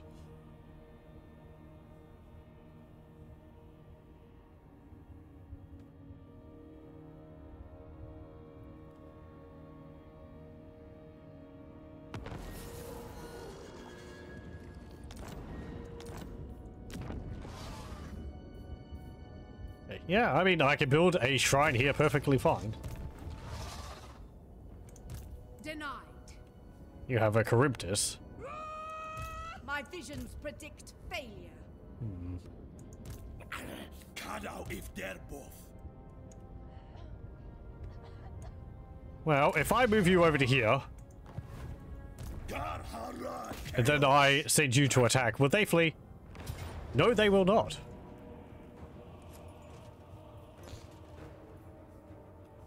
Okay. Sacrifice a bunch more slaves.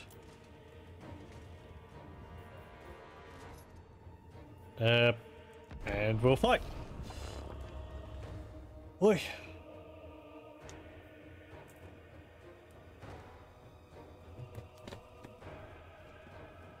Hopefully this will give us a bit of a gap in the Dark Elf forces so I can roll through a number of the settlements.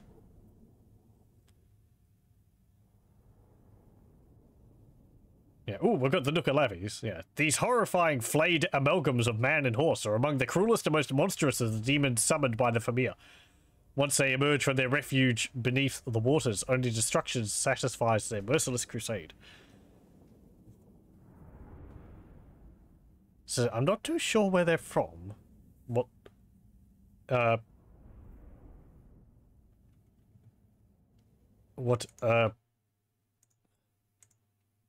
What's it called? Mythology they're from. I would guess like Celtic or something. Let's see. Nuka-Lavi. It's a horse-like demon from Orcadian folklore. Ah, the Orkney Islands and the Northern Isles of Scotland. There we go. Does it have a description? I mean, real life mythology creatures, mythological creatures, didn't always have predetermined appearances. doesn't really...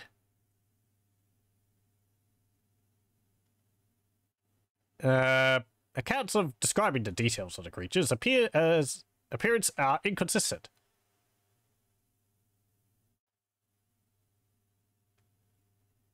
Yeah, there is a drawing here which does kind of look like a cross between a horse and a human. But not in like a centaur way. Because I think... Well, we'll be able to see it soon, but I think it's like attached into the center, in the center of the horse's back. Rather than like the man part. Yeah, because it's still got a horse's head at the front. The image on Wikipedia didn't have that though.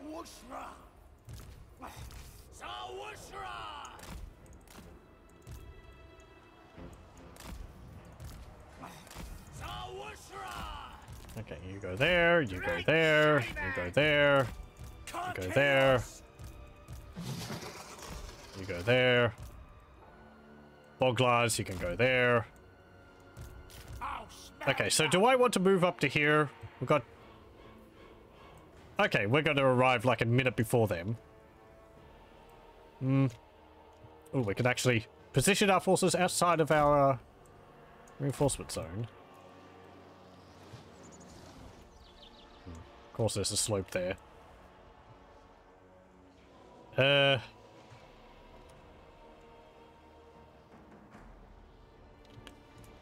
Well... Okay, we'll just keep our forces around here. And I'll put you in the forest. Okay. So let me... Okay, so let's have a look at these. What do they have? Frostbite and magical attacks. 45, 47, 48. Armor piercing. All armor piercing damage. Okay. 35 armor, 78 speed. They're demonic units and they cause fear. Yeah. Ooh. Yeah, those look pretty creepy. Got like a rotten horse. And then they're like a rotting demon? The big flaming sword. Very weird. Interesting. Amazing what people are able to come up with. I guess it's really just a rider without any legs. Stuck onto the horse, so... Oh, the horses have claws too.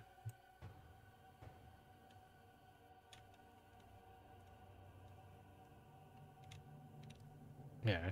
The glowing effect may be a little bit too bright, but I think that's just a base problem in Warhammer Total War.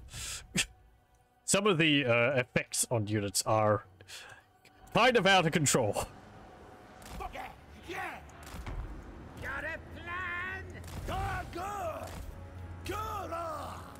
Okay. Oh, let's have a look at the Pago worms. So yeah, they're actually using the model which was made for Animar, Aramar, whatever. So yeah, like a giant sea creature. It does appear, Animar, because in, I think, the last Vampire Coast battle, you could see Aramar swimming in the water surrounding the underwater battle. So, and I think they've been attached to the Dreadsaurian skeleton.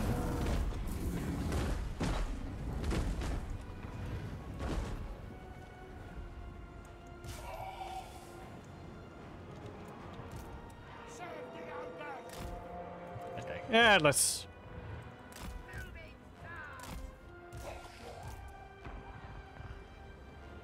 Pow!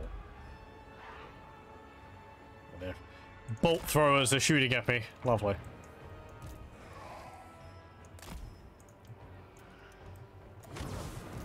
Where's me master?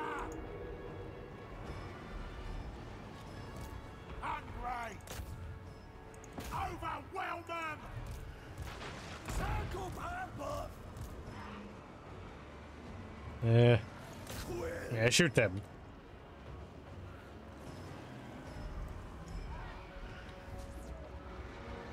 At least it's not a bolt gun. Oh, I am thankful for that.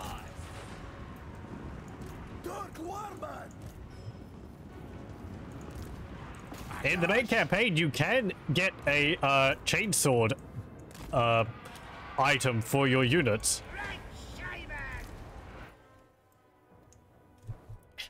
It just gives them like bonuses to their attack and all that. Doesn't actually show up as a chainsword in their hands, but hey. It's quite a powerful item. I think it's one of the gifts you can get from Khorne.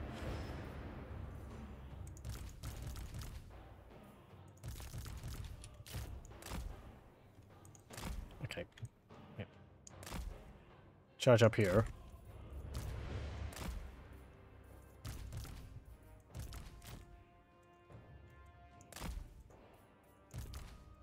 Okay, I need you there, and I'll put you with them because I like these hellhounds of Basker Moor hanging around with my Boglar shamans. Chaos good. Ulgu Guarman.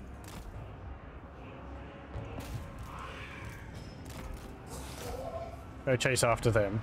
Run for it! Shifty! Der Chaos. Freeze my chaos. Quibsack! Surprise! Sawushra! Chaos good.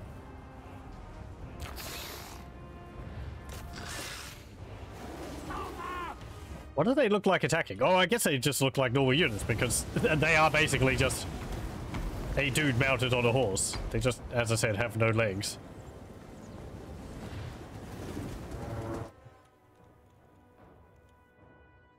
Yeah. There's some saber tusks there as well. Those are huge. They're the size of a horse.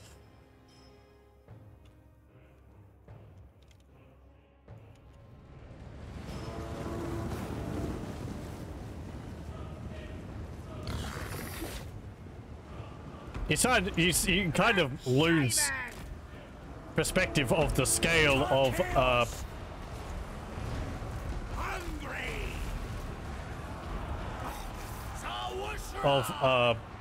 ogre units because they're surrounded by ogres. So seeing them against you know, some more human-sized units really puts them into perspective.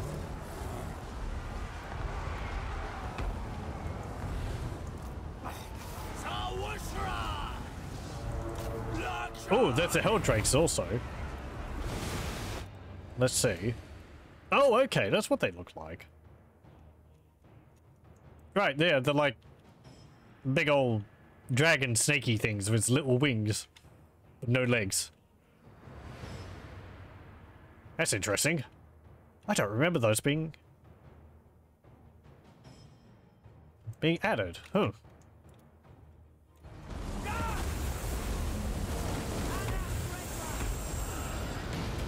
Zap.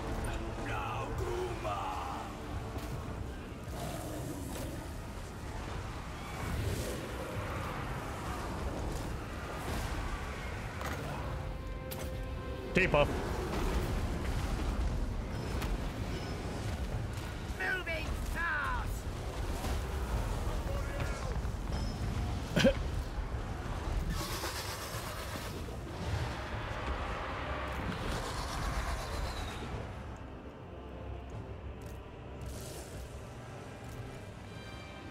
Okay, you're all doing fine over there.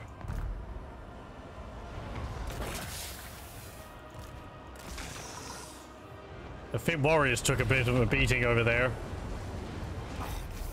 Sawushra!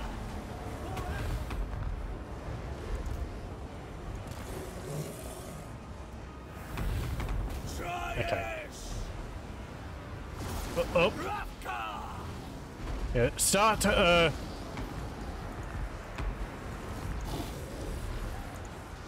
shooting the Pago worms while Kroll helps buff them up a bit, buff my units up a bit. No armor. These ogre mates!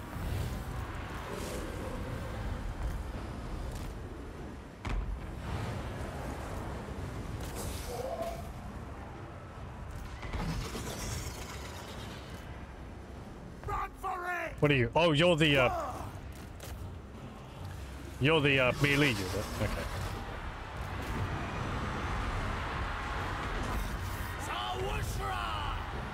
Okay, there goes one.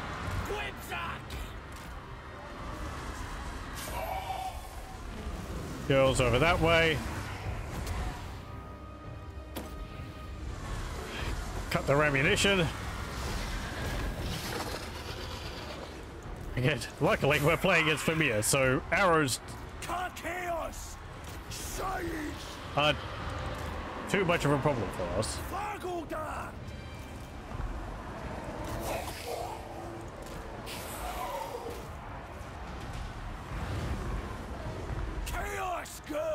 But they can still hurt.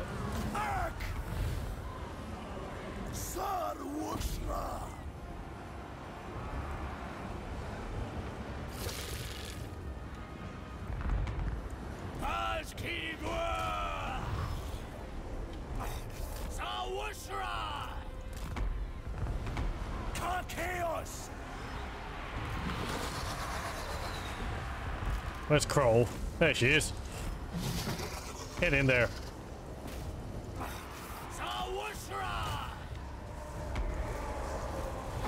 And you, baby.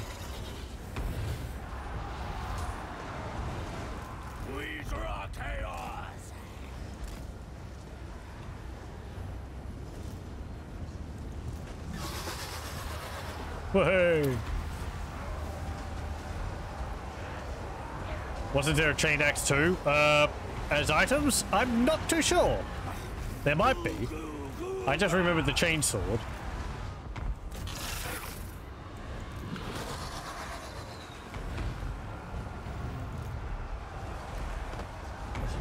The Amazon faction, headed by modders, kind of has not bolt guns, but las guns. They're sort of magical staffs which shoot energy bolts. It is canon, but they changed them rather than being las guns to, you know, magic staffs which shoot bolts, so as to not, you know, cause problems. Because the Amazons had access to some leftover stuff from the old ones, and apparently the old ones decided they wanted to bring some Warhammer 40,000 weapons. This is really, really old Warhammer fantasy lore stuff, so... Even just saying Amazons brings that around. They're not a thing anymore. But yeah, I think it was the Coca Kalim units or something, which had the sun stars, I think they were called. They were pretty good. They had very low trajectory though, so I think so. They were rather difficult to use.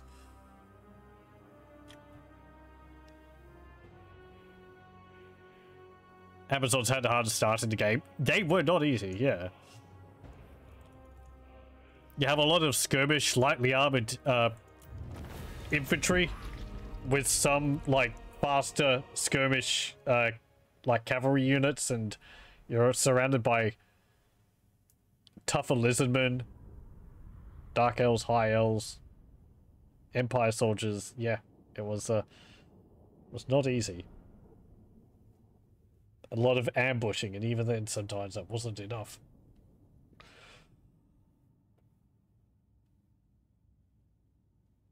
Almost no armor piercing units. Yeah, I think most of them had poison arrows rather than like armor piercing. They probably should have had some of that. I don't know what their army roster was in the tabletop. I haven't looked back that far to see what they would have had on the tabletop. Very little, but there would have been a few units for them. Actually, did they?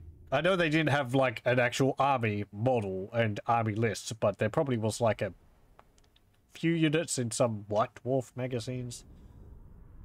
Or in a Citadel journal or something.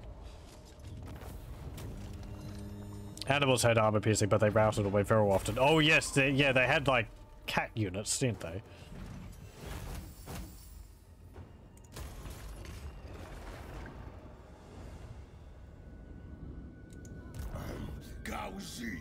I believe they're still being worked on for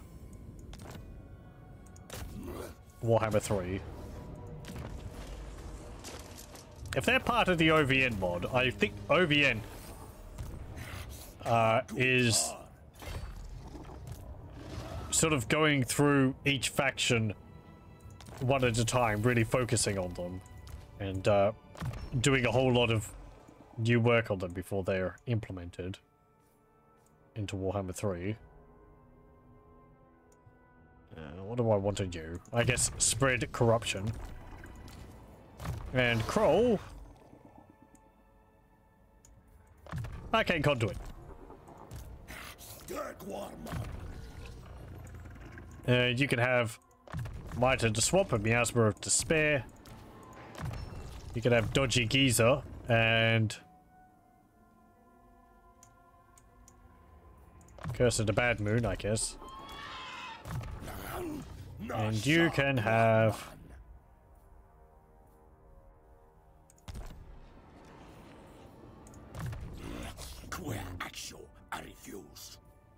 you got the Nooka Lavies, so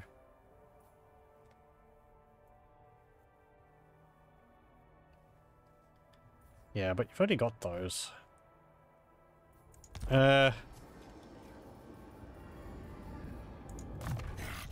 We brought chaos.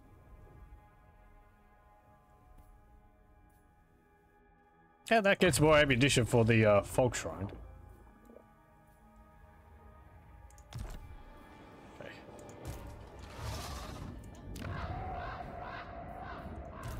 That's fine.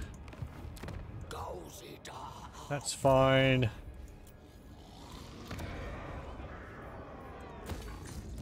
We can recruit some more units.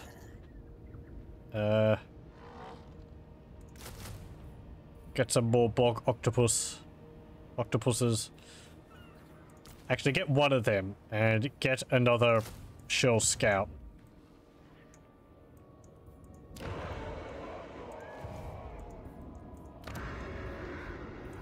Upgrade that.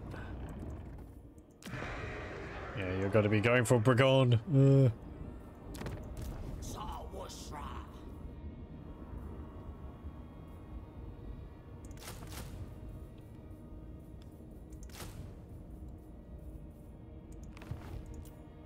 Enter. And Stegosaurus. Right.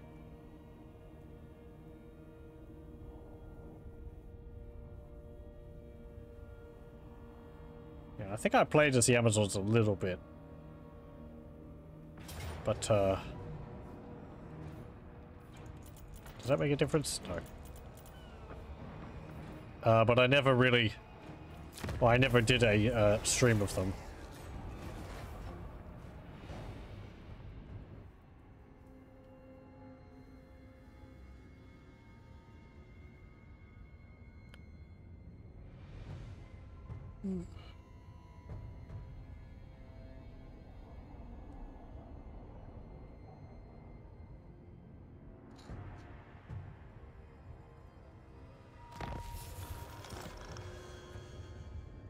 I am denied. Okay, so you're getting that.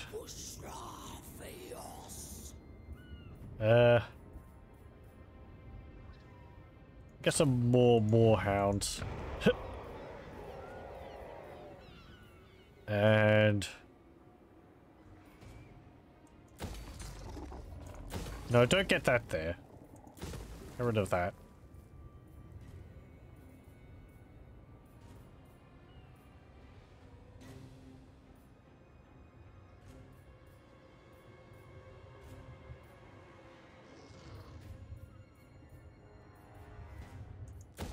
Yeah, get the income building.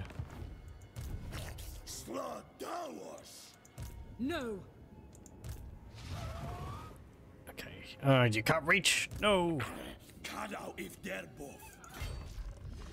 Okay. Right up there. Take that. And shroud. Get rid of these two buildings.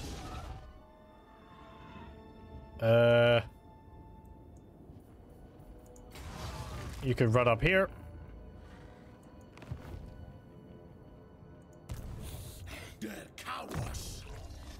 And get Wound Maker.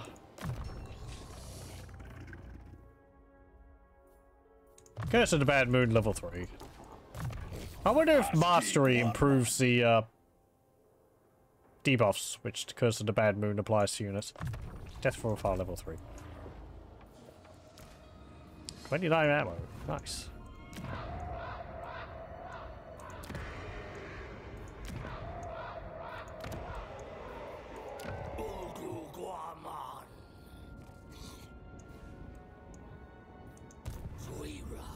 Okay, you're fine.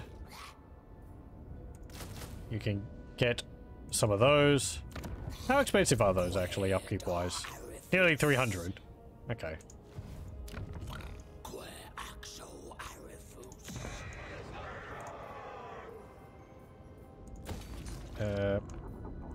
Upgrade that.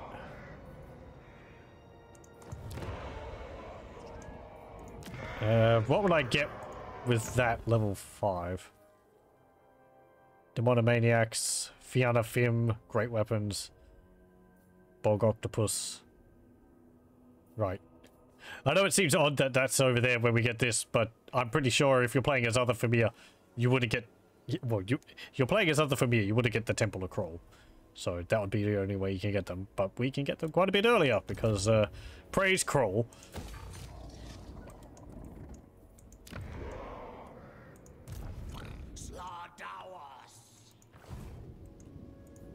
What's the research we're doing? Expeditions. Oh, campaign movement increased. Okay. 20% casualty replenishment rate. Very nice. On top of everything else.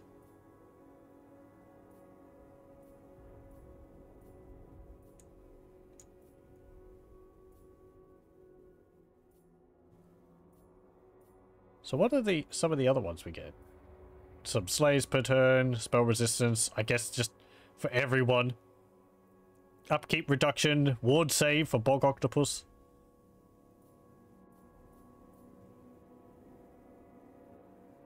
More campaign movement range. Increase an ambush success chance. Creatures of the bog. You can summon a pack of feral bog beasts. There, that's just income from all buildings, plus 50%. Though I think that requires quite a bit. Like, I don't know whether that requires all 3 of these. I would guess so. That requires that. So, be a superiority.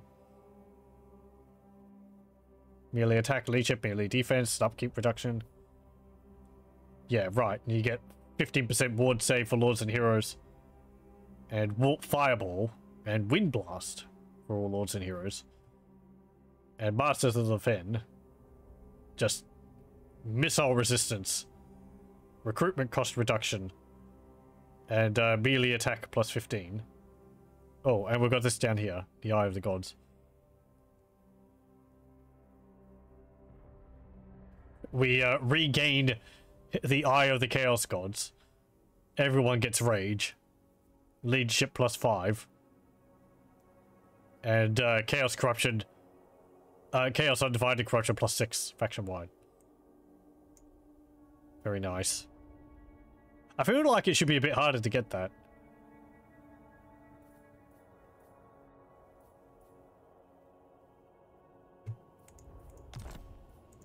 Because I think that's like, what? Kroll's Ascension, which I think requires maybe a temple or a few temples. And then that's like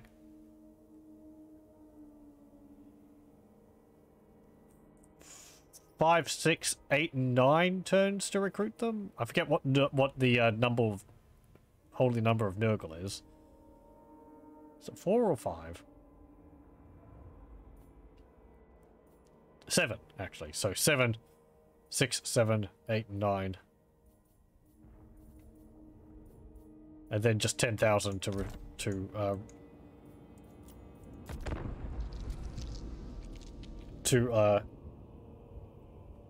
research that. Not so much because of the buff it gives, which is very nice, but also more because, like, lore-wise, the Fimir have been forgotten by the Chaos Gods in place of humans, so I think regaining the Chaos Gods' gaze would be quite a momentous deal. I mean, getting rage is appropriate. If you're like, we've gained it again, we won't lose it again.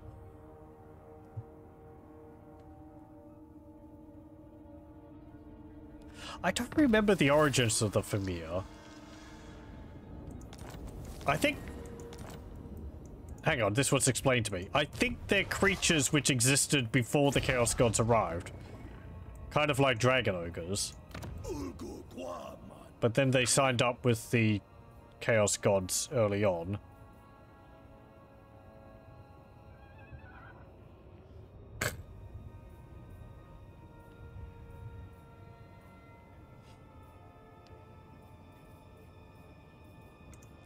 Get that.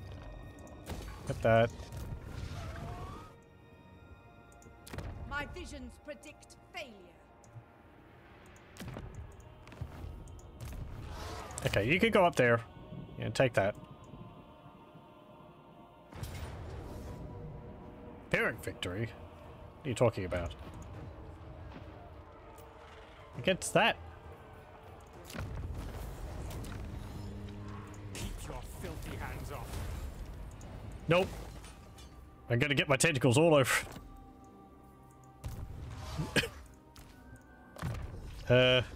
Spread corruption. I need some more heroes in Kroll's army.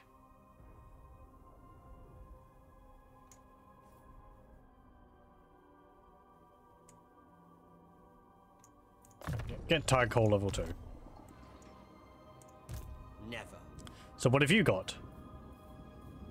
Poison Wing Globadiers, Warfire Thrower, Sire Worm. They're, yeah, better versions of the Pago Worms. Anti-large. Masters of the primordial darkness that surrounds them in the deep. Sire Worms are said to be one of the few creatures that dare to hunt the mighty Kraken. They got explosive squigs. Oh no. Oh great. Definitely not.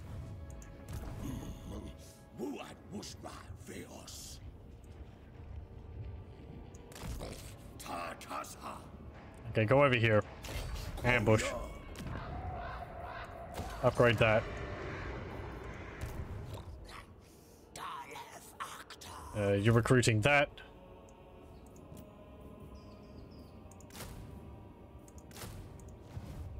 Get that and that. An insult. Okay. Can I? No, I can't increase your replenishment in any way. I mean, you'll replenish in 2 turns. Anyway, so... You'll probably, like, force march up to there. Rebellion? Oh. There. Right. hang on. No, don't abandon it. Build walls.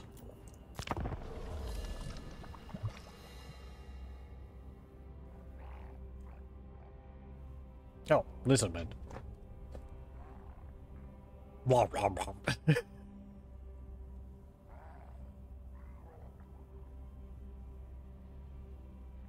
Yeah, the bit of playing as Nikai I mentioned quite a bit earlier in the stream. He gets a lot of nice bonuses for his army. A lot of casualty replenishment. A lot of buffs for Croxigor and everything else. He's not a weak character in his army. I think the big problem with him always was the was your AI allies. The temples which he rose were prone to being attacked by the enemy and being ganged up on.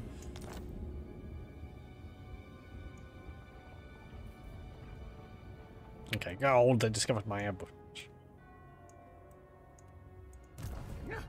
No, not for us. Skork's got a rat tank. Okay. Yeah, the Skaven haven't been a problem. They really haven't done too much.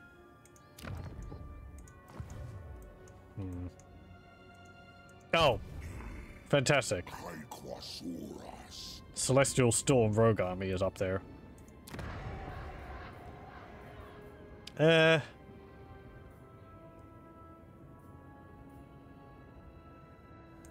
Yeah, get that building.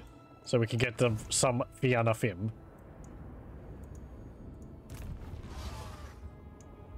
Okay. I want you to move up to here and lay an ambush.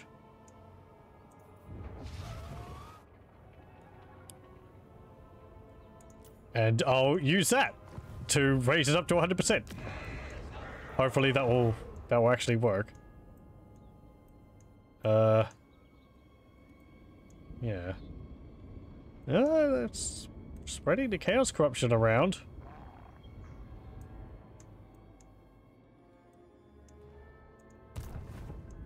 Okay. Oh yeah, you're suffering attrition now in our regions. Does it actually do that?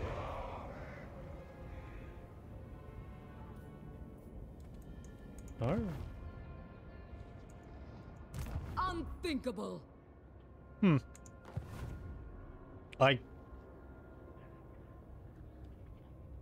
Huh. Wait, which region are you in? Zottel.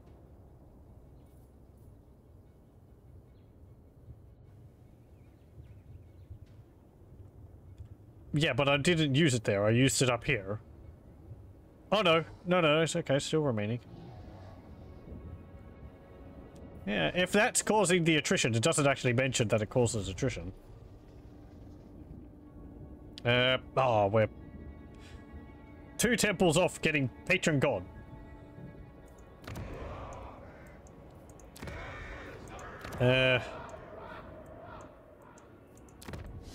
Well, we'd be able to build one in Itza.